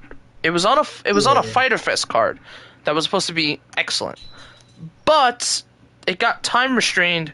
It also had commercials, and it was really short for some reason. I don't remember why it was short, but it was just short, and I can't really answer you why it was so short. So I'm hoping now these two get 20 minutes tops. Just let them go at it, because FTR has shown why they're the best goddamn team in this goddamn company, other than Lucha Bros. Like FTR is one of the top teams in this goddamn company. Like they're at least top 3. Like, don't mess with FTR. So now the question is, who wins? Well, the Lucha Bros just won the titles, and they have a lot of momentum right now. I don't see them losing. I think Lucha Bros are going to retain. Now, the thing that I don't know, though, is if the AAA titles are going to be on the line, or if they're just saying, if FTR is trying to be a double champion and not, letting the AAA titles go that easy. Because I think the Lucha Bros at some point will probably win those back. But for now, I got the Lucha Bros winning. I don't see them losing. But yeah, right now I think they've been on a Yeah, but if the AAA titles are not on the line, I could see them win those back at some point. But for now, I think the Lucha Bros are going to retain. I think they're going to retain. Yeah. Well, me, I believe that this again is part 2 of one of the 2 of the best tag teams in the world today. Yes. FTR and Lucha Bros. Yes. Already they've won a lot of tag team gold all around the world, and a lot of, and very much a lot of different companies. Mm-hmm. accomplished a lot, for sure. Yeah. And had good reigns with those titles. Well, some a little bit of reigns. Yeah. And I think, and it was shocking because Andrade El Idolo recruited FTR as his friend, supposedly. Basically, paid him basically and said like, hey, become part of like my little group and I'll get you closer to Lucha Bros and this and that. Like basically like doing stuff behind the scenes that like Lucha Bros didn't know about, So So I think that that assisted Andrade in a big way also by making him a little bit part of the story too to do with the Lucha Bros. Yeah. But I think that when it comes to the tag team titles, I mean Lucha Bros have once again brought another prestige to the AEW tag team titles. Correct. And it's kind of too early to see them losing it right now. I would agree. Against FTR, so I'm gonna say Lucha Bros retain the tag titles. However, though, I would like to see more AAA title defenses from FTR if they're gonna keep the titles. Yes, I also agree. Because so far, the first match they did with the AAA tag team titles worked. Yeah. It worked. So I think I would like to see more. If there's a need for another title match for the AAA titles on the line, then okay. Then do that probably either at the end of this year or going into the new year. So I think, I'm gonna have to go with Lucha Bros. So. Okay. All right. Let's see. What should we do next? All right, we'll do this one. So, in your eyes, the feud that I'm about to talk about is your most anticipated match of the card, as you said. Darby Allin, MJF. Now I have two. Yeah. Darby Allin, MJF. Let's get to this feud. So, MJF has been a little quiet after his big feud previously. He took a little, I want to say like a little back burner, did some stuff with Pinnacle for a little bit. But then, one of the hot guys stepped up. Darby Allin. On a random night of Dynamite, he comes to the ring and starts talking about his personal life. For the first time, we hear Darby go out of his normal character. He starts talking down to Max and saying, like, how are you the better guy than me? And, basically, like, talking down to MJF. And MJF didn't appreciate that. MJF basically talks about Darby's drunken father and tries to get into Darby's mind. But Darby's smart mind doesn't take it. Darby basically says, you're trying to break me. You can't do that. But MJF's goal was to break Darby. Now, did he do it physically? Yeah, he did. Because he dressed up in a clover mask with a bunch of dudes with the Pinnacle and beat the hell out of Darby. And then escaped in a limo, and Darby was beating the hell. We didn't see Darby after that. And then Sting got concerned. Sting comes out, calls out MJF. And then they beat the hell up out of Sting the first time. And Sting gets destroyed. But then the second time, Sting finally brings back Darby with his baseball bat. Darby comes back dressed up in a very Halloween costume. And then the ultimate beatdown. Those two beat the hell out of each other. Like, this man, MJF, ran at Darby and just beat the hell out of each other. Like, this was a brawl. Like, these two beat the hell out of each other after the face-off they had. Like, absolutely beat the hell out of each other. And it was one of my favorite segments in a while for MJF. Like, it was really good. Like, I enjoyed the work that these two are doing. And it's just been so personal between these two. And now we're going to get a huge blow-off at Full Gear. And I'm so excited for it. And even Darby said himself, he's not going to be going to that extreme place. He wants to prove to MJF that he can have a wrestling match. Kind of like what he did with Punk. Because in the Punk match, he didn't go that crazy. He went straight up wrestling. Yeah, it was mostly wrestling, yeah. So I think Darby wants to get into that bag and show MJF, I'm a wrestler. I'm not just some crazy dude that does stunts. So it's going to be really interesting on what version of Darby Allin we get for this match. And I'm also going to say this. Darby Allin, I've seen Darby Allin use a lot of technical wrestling. So we might see that Very in this true. match. Yeah, definitely. We might see that in the match. Yeah. And of course, you all know MJF, he's also a technical wrestler as well. But can go through some heel shenanigans, of course. Now, here's the thing with this match. I had a little worry that the Pinnacle was going to get involved. But some of the Pinnacle members are a little busy. So, The only one that I know that's not busy is like Wardlow, because Wardlow's always with MJF. So Willow and Sean Spears. and Sean Spears. Sean Spears, I don't expect Sean Spears to be in this match. I feel like Wardlow's Yeah. going to be the one to get involved, but Darby's going to have Sting to back him up. I think if Wardlow gets involved, Sting could hit Mr. Wardlow either with a bat or a Stinger Death Drop. So just to keep him Yeah. from the match. But that could also be a distraction for a possible MJF win, which that's going to be my pick. I know this was really hard to pick because Darby has a lot of momentum, and he's been very hot. But I also don't want MJF to take another loss because MJF is in World Championship range. He's right there. He's right at the cut line to be in the world title hunt. And I don't want him to lose any of the matches after that.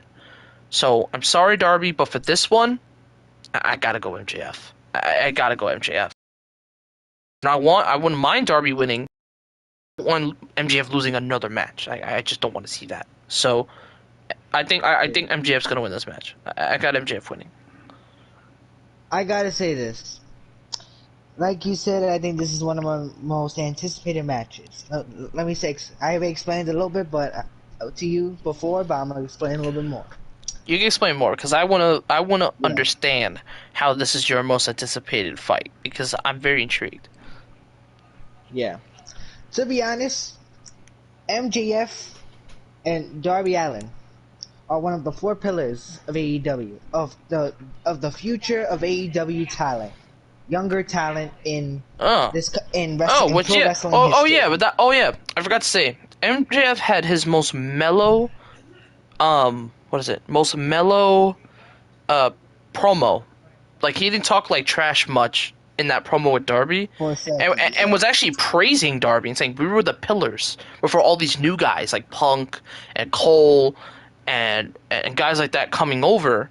We still were not the ones that got fallen down from it. Like we're still the pillars of this company. Without us, there's no AEW, and he's kind of right if you think about it. He's not wrong. Who was the one guy that I said when they signed MJF? I was like, yo, that guy needs to come to AEW. Like when I first saw him, like I was like, dude, sign this guy. This guy's an excellent heel. Sign him, please. And then when I heard Darby was gonna get a contract, I'm like, yeah, sign him too. Do it. So it did take me a while to get used to Darby. Once I got used to his character, it reminded me of old school Jeff Hardy, and I was like, this is perfect.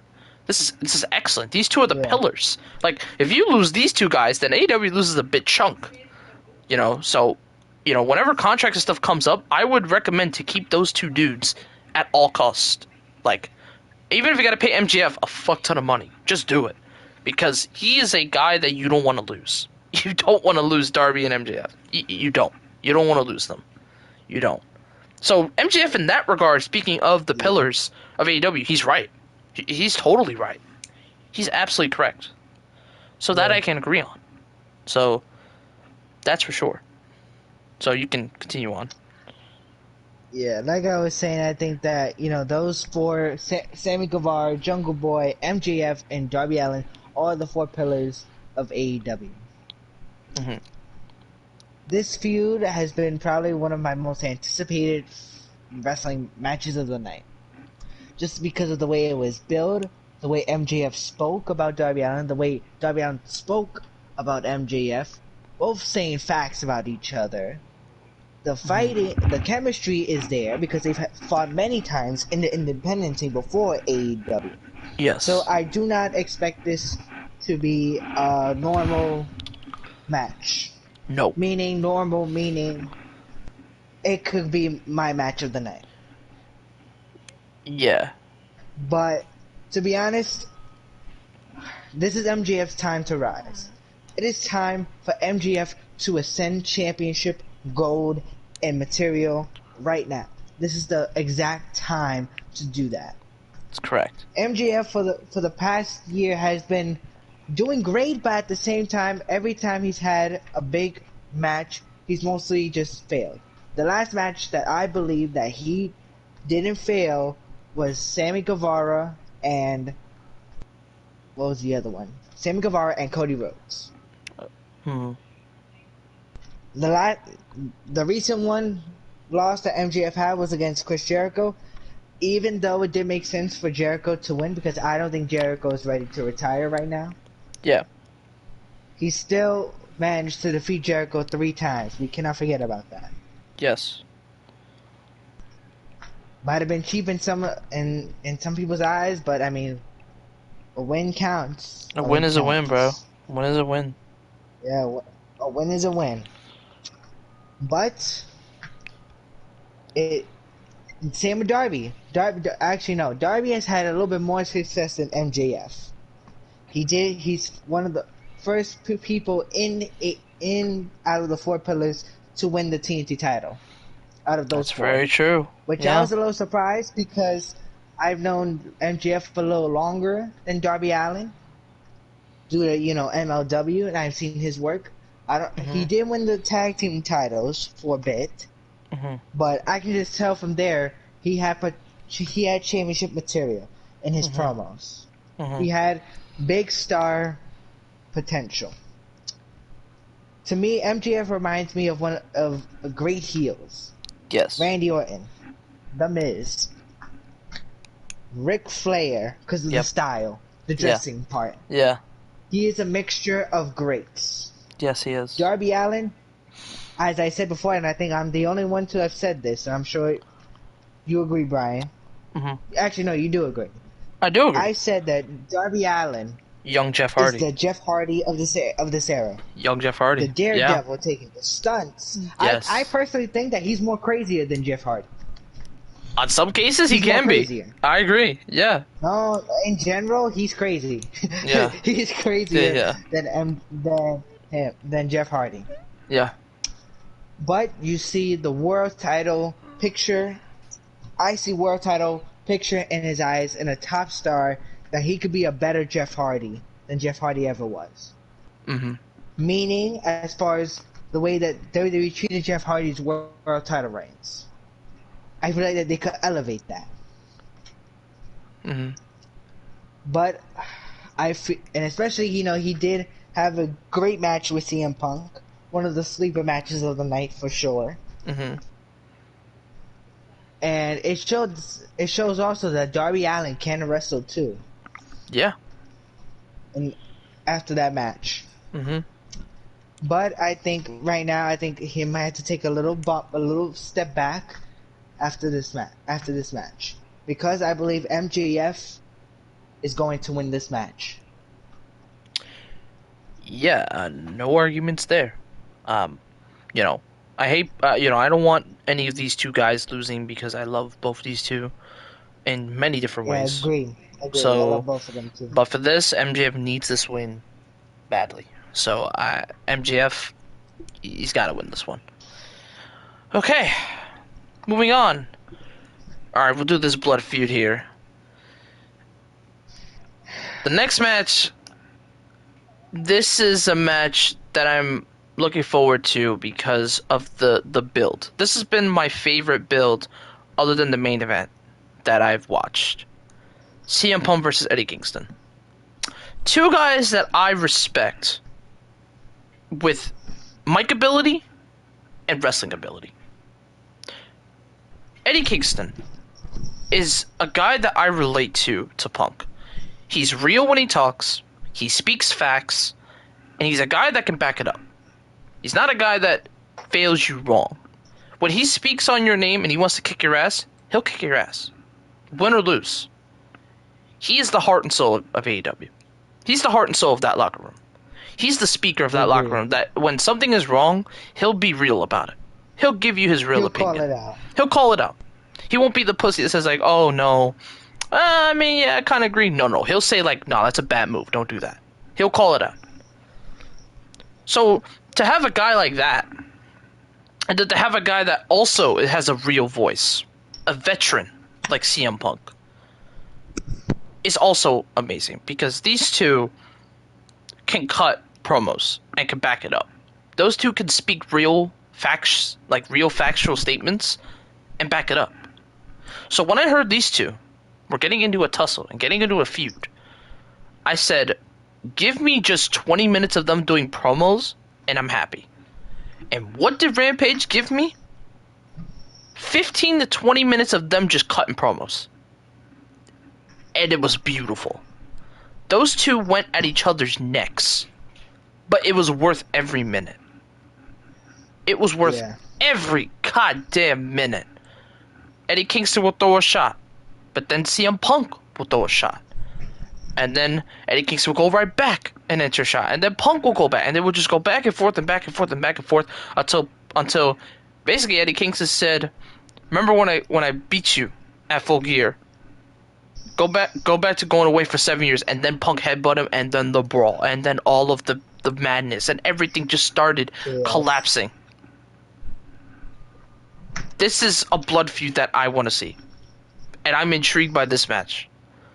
This is probably one of Punk's toughest tests to date. This is going to be tough for him. Eddie Kingston is not a man to mess around. Eddie Kingston will kick your ass. He will do everything in his path to win. He will show you why he will kick his ass. And Punk is expecting that. Punk is going to be in a war. Punk is going to be in one of his toughest matches yet.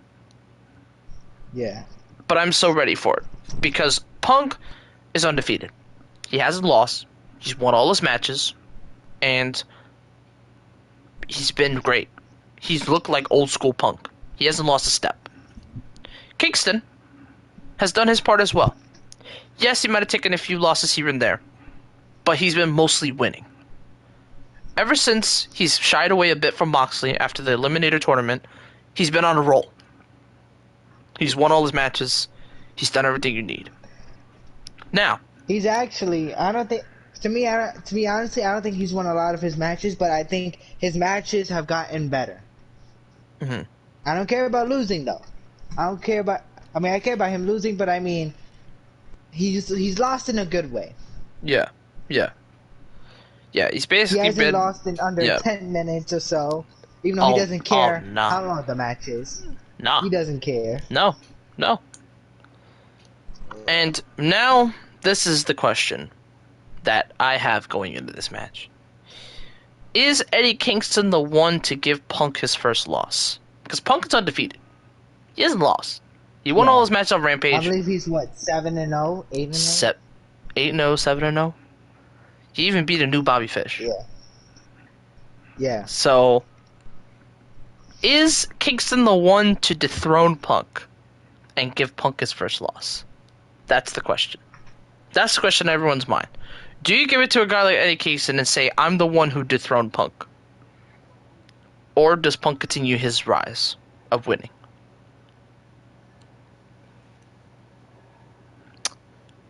This was a bit of a hard choice because while I think Punk, should always continue to win because Punk is proving that he could still compete at a high level. A good what-if question is, what if Eddie Kingston did win? What does that change the dynamic of Punk? What are people going to say? Are people going to outrage? Are people going to be fine with it? What's the reaction if Eddie Kingston does surprise us and win? Yeah. What do people say? Though, I've been getting a lot of reactions saying that they loved the Punk and Kingston promo. That it was a movie, from what I was quoting. If you're talking about a movie with the bad guy versus the good guy, I could see that. No, I don't think this is a bad guy versus a good guy scenario. Oh, no, sorry, no. Sorry. No, wrong movie. This is a hero. This reminds me of a hero and fan. It reminded me of a funny thing, The Incredibles. Remember when that kid... Oh, Jack? Syndro. Yeah. Syndro. It does remind me of that. Mr. Incredible was his fan. Yes. Eddie Kingston is the fan. It's the fan. CM Punk is the Incredible. Is the Incredible. It's Mr. Incredible. Yeah. It reminded me of that story. It does. It actually does. That's a good comparison. That's a good comparison. Yeah, I'm gonna let you finish though, cause I got a lot to say. I know. But yeah, I'm looking forward to the veteran versus another veteran like Eddie Kingston. Like, this is something that I want, not only the match, in a promo, and that's what we got. We got almost 20 minutes of them just cutting at each other's necks, and that shit was beautiful. That shit was awesome. Like, it was one of my favorite Yeah. Rampage promos as of yet in the short history of Rampage. So now I gotta pick a winner. That's a bit of a harder choice because I don't want Kingston losing again, but I also don't want him to look like he got jobbed out, which I don't think. I know a lot of idiots on my chat are saying he got like Punk is jobbing out all these guys. That's not technically true.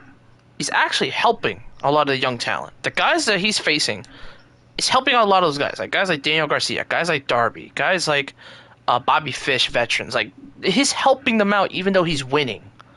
Like, I don't understand this thing of like him burying people. Like, no, that's not. Yeah, it's him not. oh my god. K James, bro. K EWS? James. Oh my god. God. K James, you idiot. He's not I know it's burying a them. wrestling opinion, but I mean, I gotta call you out when you're wrong. I'm Like sorry. that's wrong. Like, he's not burying them. He's helping the young talent. That's what Punk is there for. He said, "I want to face the young guys and prove that CM Punk is that good," and he still is. So for this match, I love you, Eddie, to death. I do.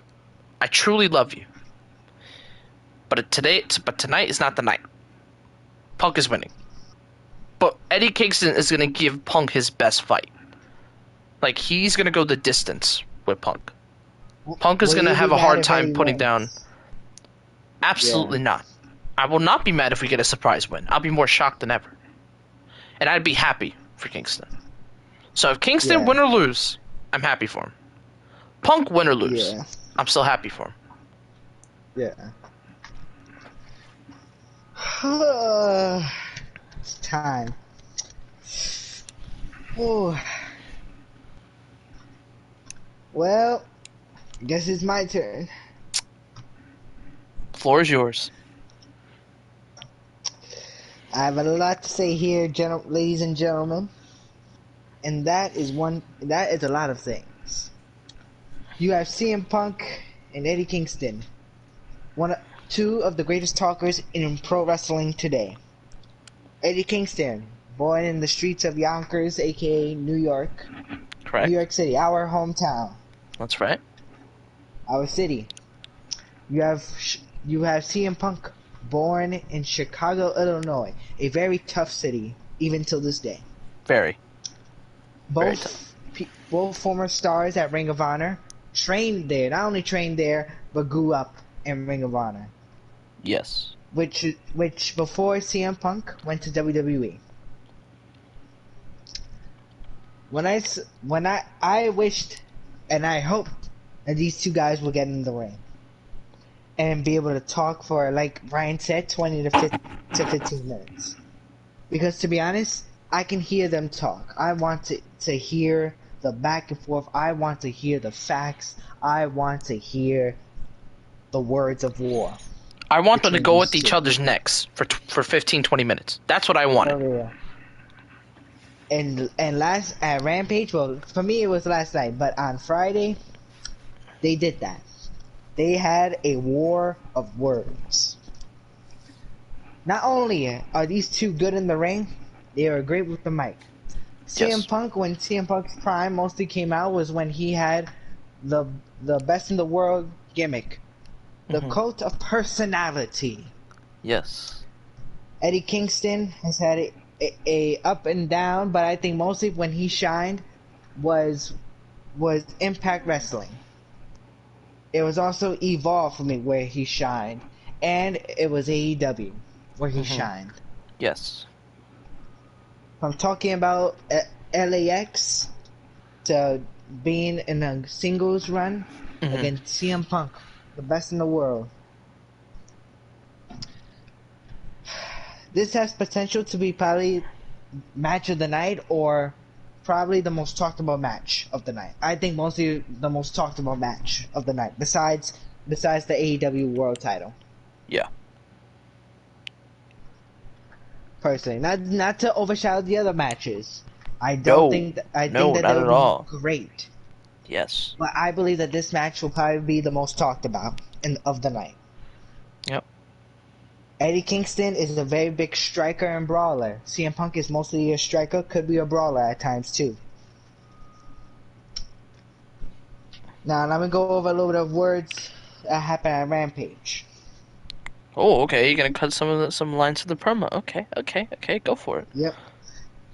Eddie Kingston said that you were once my hero. You were once my inspiration. What happened to you, man? You're nothing but a sellout bitch, according to him. A sellout bitch. A phony. A fake. He called him a few names. Oh yeah. CM Punk said that I should have never expected greatness from you because all you are is a bum. Shit. Stunned Eddie Kingston for a second, but he was laughing. He shook it off for a second, then he went back and said, "You know what? Do me a favor. When I beat you at Full Gear, don't come back. Leave and don't come back for another 7 years." Then And we had that's an epic when brawl. Punk headbutted him, and they went at each other. They had to get the whole backstage to break them two apart. Like, that's how much they want to kill each other. Yeah. Like, god Despite damn. this being a short and build-up film, I believe this will probably be the most talked about match in AEW. Oh, absolutely. Just Absolutely. just because of the way that the war of words they had. And the reason why I Yeah. say war of words is because they have proven to be war of words. Yeah. And this relationship, this storyline reminded me so much, and I thought about it just now. It reminded me, like I said, of The Incredibles. It's kind of funny, but a little weird and funny, but it reminded me of the story between Mr. Incredibles and Syndro, aka the fan before Syndro. I'm gonna explain a little bit of the story. So, according to, The Incredibles, if some people have seen the movie, I've watched it a lot of times, as you know. Right. Syndro was a big fan of Mr. Incredibles. He wanted to be just like him, a superhero, to help and save people. And wanted to follow him into danger. Mm-hmm. But when Mr. Incredible said, "Go home, I fly away," Syndro's heart was torn apart, and he pursued a life of crime and gained riches. Mm. So, the question is, who will win? Who Will it be wins? the hero, or will it be the villain? Who wins? This is a very tough decision for me. Probably one of my second toughest decisions of the night. I'll probably say third will probably be the next match we'll probably talk about, but this will probably be the second match. Yeah. Second match that I find will be difficult. For me, I'm gonna have to say the villain wins. I'm gonna have to go with Eddie Kingston. I'm gonna go with the underdog. Wow.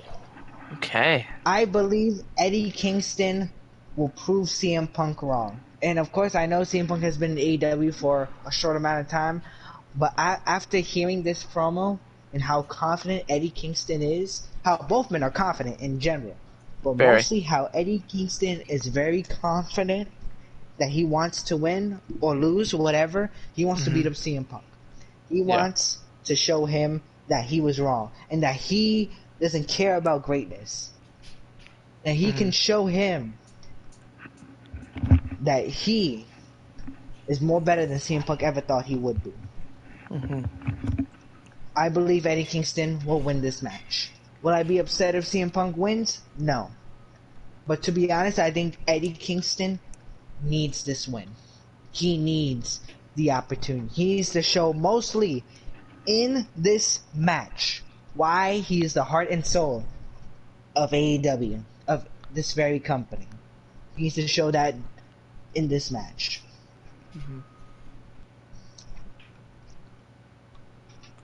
Alright. That was a lot. Right there. Wow. Yeah. Yeah. Literally. This is how great AEW is. Very short build feud.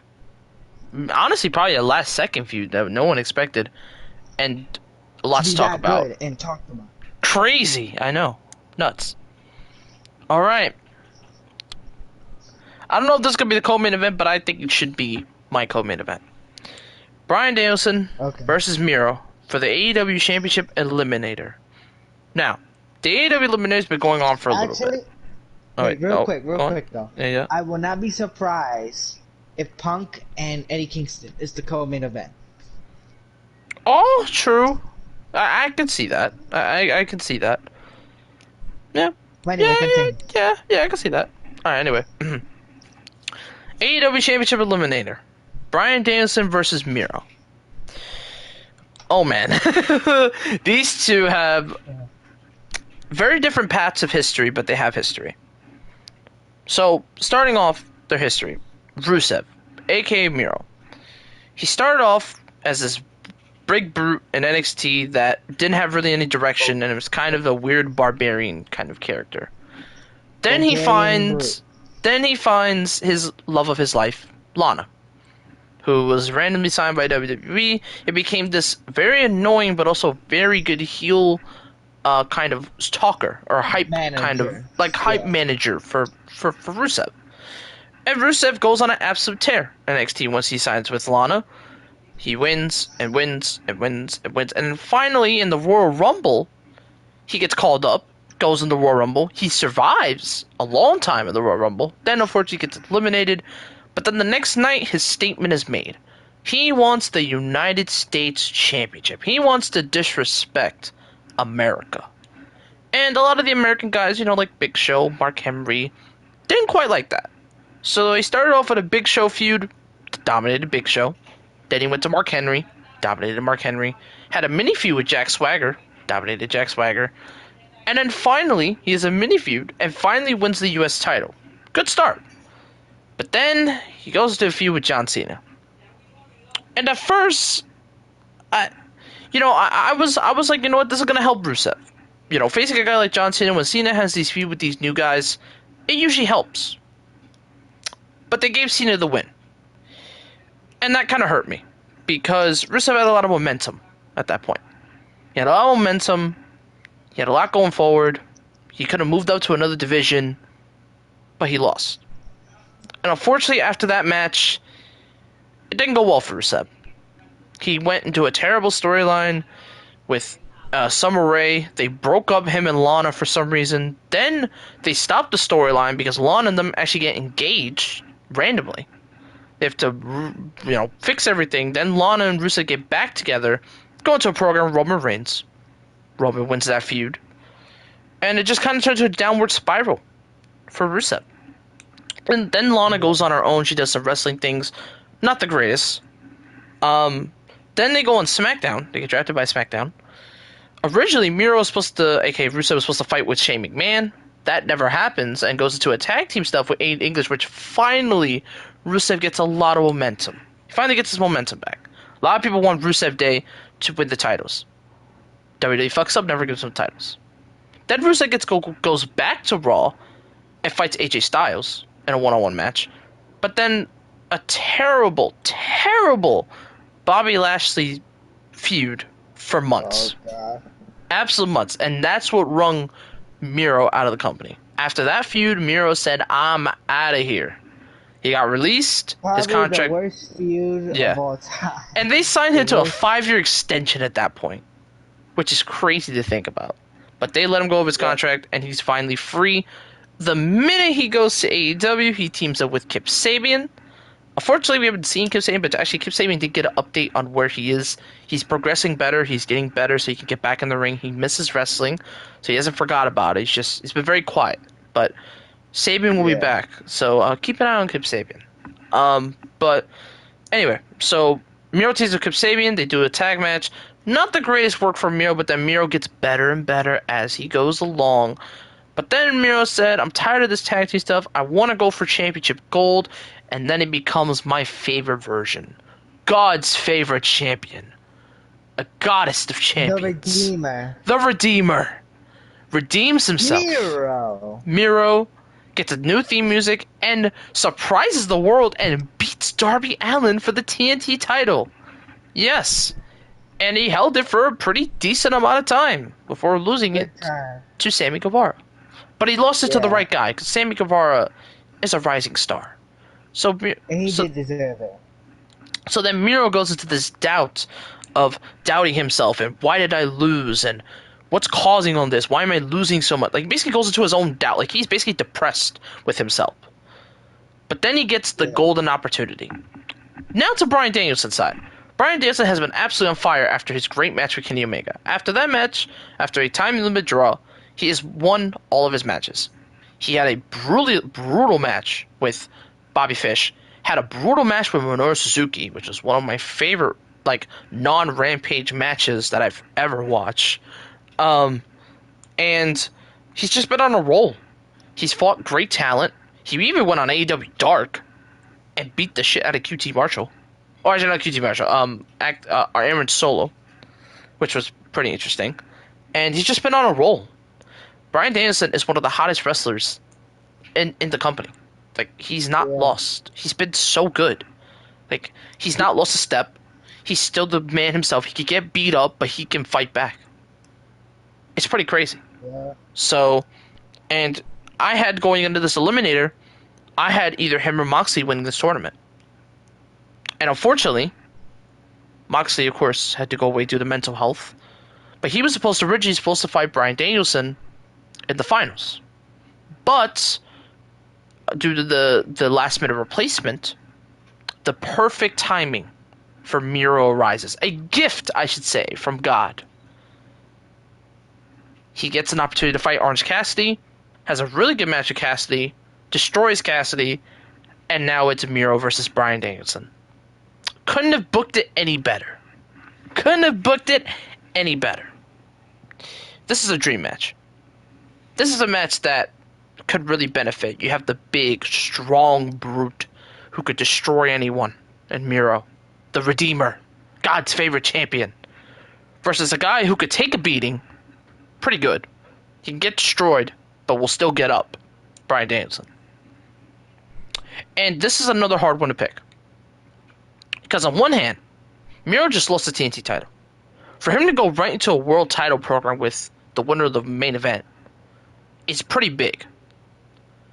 But the idea of Danielson versus possibly Hangman or Kenny is also great. So regardless of what choice AEW goes here, I have no arguments. No arguments. Whatever choice you go, I'm not going to be mad at all. But if I was deciding, what do I do? Do I give it to Danielson, you do Danielson and whoever was the main event? Or do you save Danielson and put Miro and do something different? It's hard. It's really hard.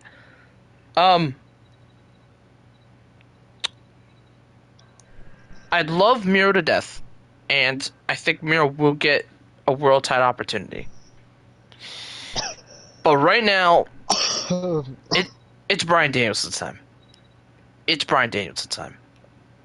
I think Bryan Danielson's going to win the Eliminator. And he's going to fight the winner of the main event. Yeah. I'm going Bryan Danielson. But if Miro does win, I won't be mad. I'd actually be, you know what? That's the right guy to take down Bryan Danielson. You know what? Props to Miro. Props to Miro. But for me, Danielson. Danielson's going to win the Eliminator. Yeah. This is a very tough decision, mostly.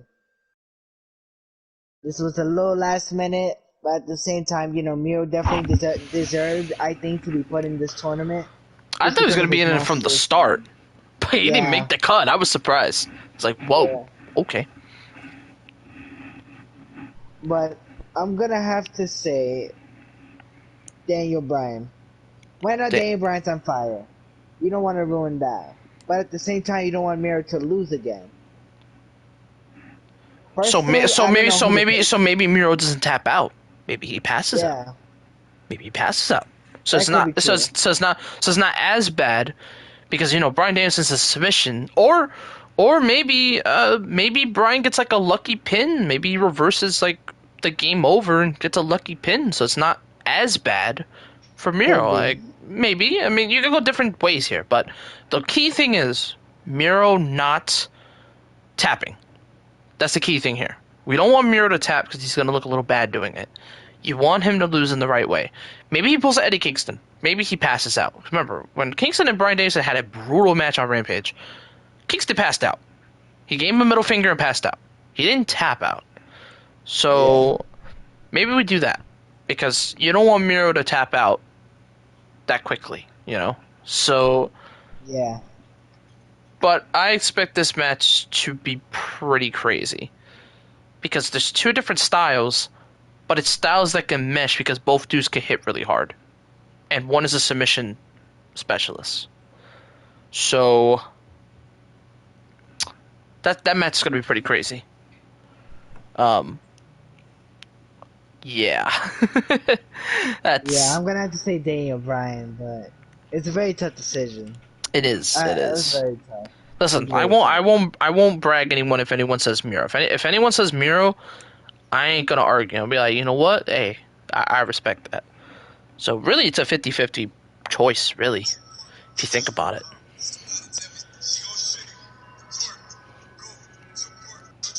Listen to a clip, my guy. Yeah, my fault. Yeah, it's all good. But yeah, oh god. Ready for the main? Time for the... It's time! I'm doing the Mark Cameron voice. It's time for the main event. The AEW World Championship. The challenger. Cowboy Adam Hangman Page. The number one contender. The number one ranked dude to fight versus the champ. The undefeated champ. Kenny by God Omega. Kenny has held that title for a very long time. After winning it from Jon Moxley in the winter special, he basically turned heel and won that title. And ever since then, he's been teasing a heel turn against Adam Hangman Page. That never happens, but finally pulls the trigger, and then those two go their separate ways. Hangman does his own singles thing. He teams up with the Dark Order. He gets his rejuvenation. But then Hangman took a huge loss. He lost the 8-man tag that put his opportunity on the line. And he went away for a while. He went to go have a kid. Of course, he had a son. Of course, he had a boy. Congrats to him for getting a newborn. Congrats to him. And the best part about it, Tony Khan said, you can have your break, but we're going to need you to come back when we need you. By that point, Kenny was all over the place, basically having nice singles matches, doing a lot of funny tag stuff with the Elite. They did the Halloween Ghostbuster stuff, which I thought was hysterical. And Kenny was doing his own thing. He was defending the title. He was doing what he needs to do. Don Callis being the speaker, of course. But then the the casino ladder match is announced on the anniversary show. And everyone's speculating, ooh, who is it going to be? Who's going to show up? Everyone's on their mind was like, possibly Hangman. But everyone wasn't sure. People were like, is it Hangman? We don't know. But then finally the Joker card's revealed, and once again, the Joker comes clutch for Mr. Hangman Page. He wins the ladder match. He did a deadeye through a table and Pac died. He took out Jon Moxley and Lance Archer and everyone in that match, and he won. He won and booked his ticket. Guaranteed. So Kenny couldn't argue it. Guaranteed opportunity. He won the chip. Guaranteed. And these two, they go way back. Remember, during the pandemic, they were tag champs, actually. Yeah, they were tag champions. They were the most randomest tag team champions, but their chemistry was excellent for some reason. And it's hard to explain why their chemistry was so good. It's like their moves worked together. They never really, towards the end, they started having like issues, like miscommunications. But from the beginning, they were so clean. Like, their Finn was awesome. A V-trigger into a buckshot lariat. That won them a lot of matches. Just want to put that out there. So, if that doesn't tell you they have a lot of history, they have a lot of history. And of course, funny enough, a lot of people are like, oh yeah, is this the first time these two are actually facing? Well, no, actually, they fought in the first Eliminator. They were in the finals of the first Eliminator. on a pay-per-view. And who won that? It was Kenny by God Omega, of course. So the history is already in itself. The long-time story booking is perfect. You have him lose in the Eliminator, fall short in the tag match, but they come back and win the Joker and win the chip. So now you have a guaranteed shot against Kenny regardless. And here we are. This has been a most anticipated match. This is my most anticipated match. Reason being is it's Kenny Omega's toughest test other than Bryan Danielson. Yeah. Because Hangman knows Kenny a lot. Those two teamed together for about half a year. Those two know each other really well. So I expect each other to know each other ins and outs in this match. So Kenny will try to go for the one-wicked angel, but Hangman will find a reversal. And the Hangman's going to go for the buckshot, but then Kenny Omega will find out a way to reverse. Like, it's going to be back and forth. It's not going to be just like, oh, someone's taking a long advantage. While technically, yes, he does have the elite. But Hangman does have backup. So if there's an issue with the elite, Hangman has backup. So it's super even. It is super, super, super even. Like, way too even to call. But how, which, I kind of disrespected Kenny when he did the whole Impact thing of disrespecting the Impact title and making it his second title. I still can't forgive him for that. But his AEW title reign, I can't shit on it too much. Because his reign has been really good. His matches are really good. His promos have gotten a lot better. The mouthpiece of Don Callis has worked. But I'm sorry, Kenny Omega. It's time for a cowboy to rise. I bought a shirt for when Adam Hangman Page wins the world title. It's standing right on my shelf, right over there. I bought a shirt for him. He's going to win this world title. It's Hangman's time. And you know what that means? That means his next program is Bryan fucking Danielson. Hangman, you have a lot of shit coming up, but you're going to win this goddamn world title. I have you winning the world title. You're winning this world title. It's your time, buddy. It's your time to prove everyone why they've been doubting Hangman Page from the beginning. From nothing to world champion. It's time. Yeah. It's time, cowboy. It's time. I'm going to say this. Right now, I think after the promo that he did last night, he definitely proved that he's going to be next for the world title. That he's going to be the next world champion.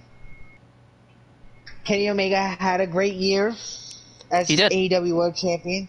He did. Even though some people say that, his reign was meh, could have been a little better, but I think he had a great year. He's delivered in most of his matches, and I think might as well have Hangman Adam Page, who has worked so hard since the first pay-per-view, since Double or Nothing, to be a world champion. Yes. To finally finish this journey and onto the next journey of him being the next world champion. So, with that being said, I'm gonna have to go with Hangman Adam Page as well to win the world title. Do I see any surprises here? I might have to say Okada. Okay. I'm gonna say Okada. I'm gonna say this might be a bit of a stretch. Actually, alright, I'll just outright say it, but it's probably not gonna happen. A possible.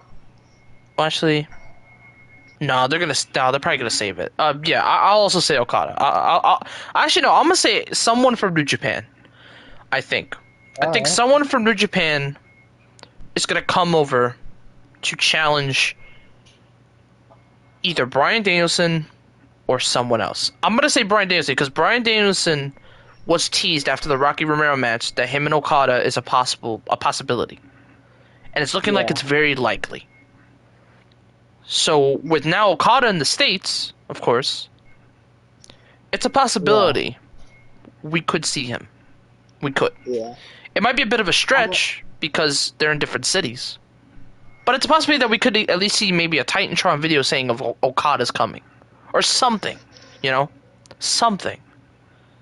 You know? Because Rocky said himself, Okada offered the best friends to be part of Chaos. That's teasing right there already. Like, come on now. So, I was going to say Bray Wyatt, but I already heard that Bray Wyatt's actually going to be doing a movie, actually. Yeah, I did hear. Which, congrats to him. I think he could be an awesome horror movie. Good luck to him for that. I think that'll be fun to watch if he is going to be developing a movie that's going in theaters and stuff. I think it'd be pretty fun to see Wyndham Rotunda do a horror movie. So, enjoy that, Bray. Enjoy and rebuild yourself, man. We're gonna miss you wrestling for a bit, but I'm ready for you to come back. I'm ready, man. Yeah. But yeah, right now I think the only surprise is Okada. Yeah, but there's also another rumor that TNT executives were very happy that Nick Gage appeared, so they possibly want to get Nick Gage back for a match. So very interesting stuff. Hey, maybe him and Sammy Guevara. You know, TNT champion needs a title defense. So, I mean, listen, they bought goddamn Bobby Fish. Like, come on, it's anyone at this point. Yeah. You know. So, but yeah, that's the two cards. We have two loaded pay-per-views. Yeah. Wow. Oh, this is random. Yo, listen to this. Dante Martin is facing Arya Daivari. What the fuck? What? Rampage tonight. Arya Daivari is coming to AEW tonight. The former cruiserweight wrestler from the CWC. He was in New Japan. Yeah. The son of Daivari, or like the brother or whatever. He's coming over. Yeah. No, that was his brother. Brother, he was right? in New Japan too. Yeah. Yeah. It was brother. Yeah. But Tony Khan just announced Arya Daivari is fighting Dante Martin. Interesting. Another WWE superstar going to AEW. Or testing the waters. Testing Yeah. the waters. Because Tony Nese just tested the waters too. I wonder where he comes into all this, because I know he did some dark stuff, but I don't know where he comes in all this. Because I know he said he wants to fight like Danielson and stuff, so I wonder where that comes in. So I'm very intrigued where that goes. But the key thing here is we have a mini Rampage tonight, which is going to have Orange Cassidy versus Matt Hardy in a lumberjack match. Now announced Dante Martin and Arya Daivari, which is really random, but I mean, don't sleep on Arya Daivari. Arya Daivari's underrated. Match, yeah. Yeah, don't sleep on him. No Leo Rush this week though, because unfortunately Leo Rush's grandmother had a tragedy, so Leo Rush is going to be home for this week. So I wish Leo Rush and his family all love and support, and hope Leo Rush can come back to AEW tapings and get back to work with Dante Martin, continue that brotherhood. Because I saw his debut match. Oh, by the way, how did you think of his debut match with Dante, the tag team? What did you think about it? I thought it was all right. Match was smooth, solid, especially when Leo Rush came in. Yeah, him and Matt Sydal had some good, some crazy stuff there. I thought Lee Moriarty did good too. Yeah, I thought Lee Moriarty did good too. Yeah. I think that could probably be a possible match for Dante Martin. Yeah, I would agree. Yeah, on Elevation or Rampage. Hell yeah. Yeah, because give more spotlight to Lee Moriarty, because Lee Moriarty's super underrated. Don't sleep on Lee Moriarty. Yeah. Dude's a beast. But as for Sydal or Leo Rush, save it for either a special or a Dynamite. Yeah. Do it for like a Dynamite special. Do that. Yeah. But yeah, literally, like, I mean, Full Gear is looking as good as ever. Yeah, that's the card. Wow. Did you, So what time are you gonna be picking me up tomorrow? At noon. You come to the house. Like what you said. Yeah. So I'm gonna show you some of my stuff, and then we're probably gonna watch Shang-Chi because it's out today. Oh yeah. We'll watch Shang-Chi. We'll talk about it, and then if Isn't you Jungle want, Cruise out too? Jungle Cruise is also gonna be out. Yeah, Jungle Cruise is I'll also probably gonna be watch out. that later on today. Yeah, but the one I'm gonna keep an eye because my friends even offer, hey, you want to do a movie night? I was like, I'm already watching with someone tomorrow, so I don't want to spoil myself. So I'm gonna watch Yeah. Shang-Chi tomorrow with you. We'll talk about it because I heard a lot of good things about it, so I'm very excited to watch it for the first Yeah, I time. did too. And we can do some gaming. I have figures and stuff. We could do some stuff do some stuff before the Yeah. pay-per-view. So we'll definitely do that. Um, so yeah, it should be a fun day. Fun day tomorrow. Fun day tomorrow. For sure. Looking forward to full gear. That's for sure. Did you finish that story with Far Cry 6? There's actually a lot more to do, so Uh I'm nowhere close to done. I'm cutting into the bits and pieces, but there's still I have a lot to do, and I want to make sure I finish every goddamn thing because that's what Far Cry usually is. There's a lot of stuff to do in the world, so I have to run through that, and then once I do that, then I'll give you an evaluation on how I thought it was. But for now, I'm still working on doing some stuff. So. Yeah. Well, yeah, I mean, this was a great review, and hopefully, tomorrow will be great. Tomorrow's gonna be a great night, for sure, a great day. And we got a nice little decent rampage tonight, too. Yeah. Yeah, decent rampage tonight, and yeah, can't wait. Are you gonna be on later, or? Most likely, yeah. Okay, because we didn't do a GTA reaction, because I saw you online. Oh yeah, we need to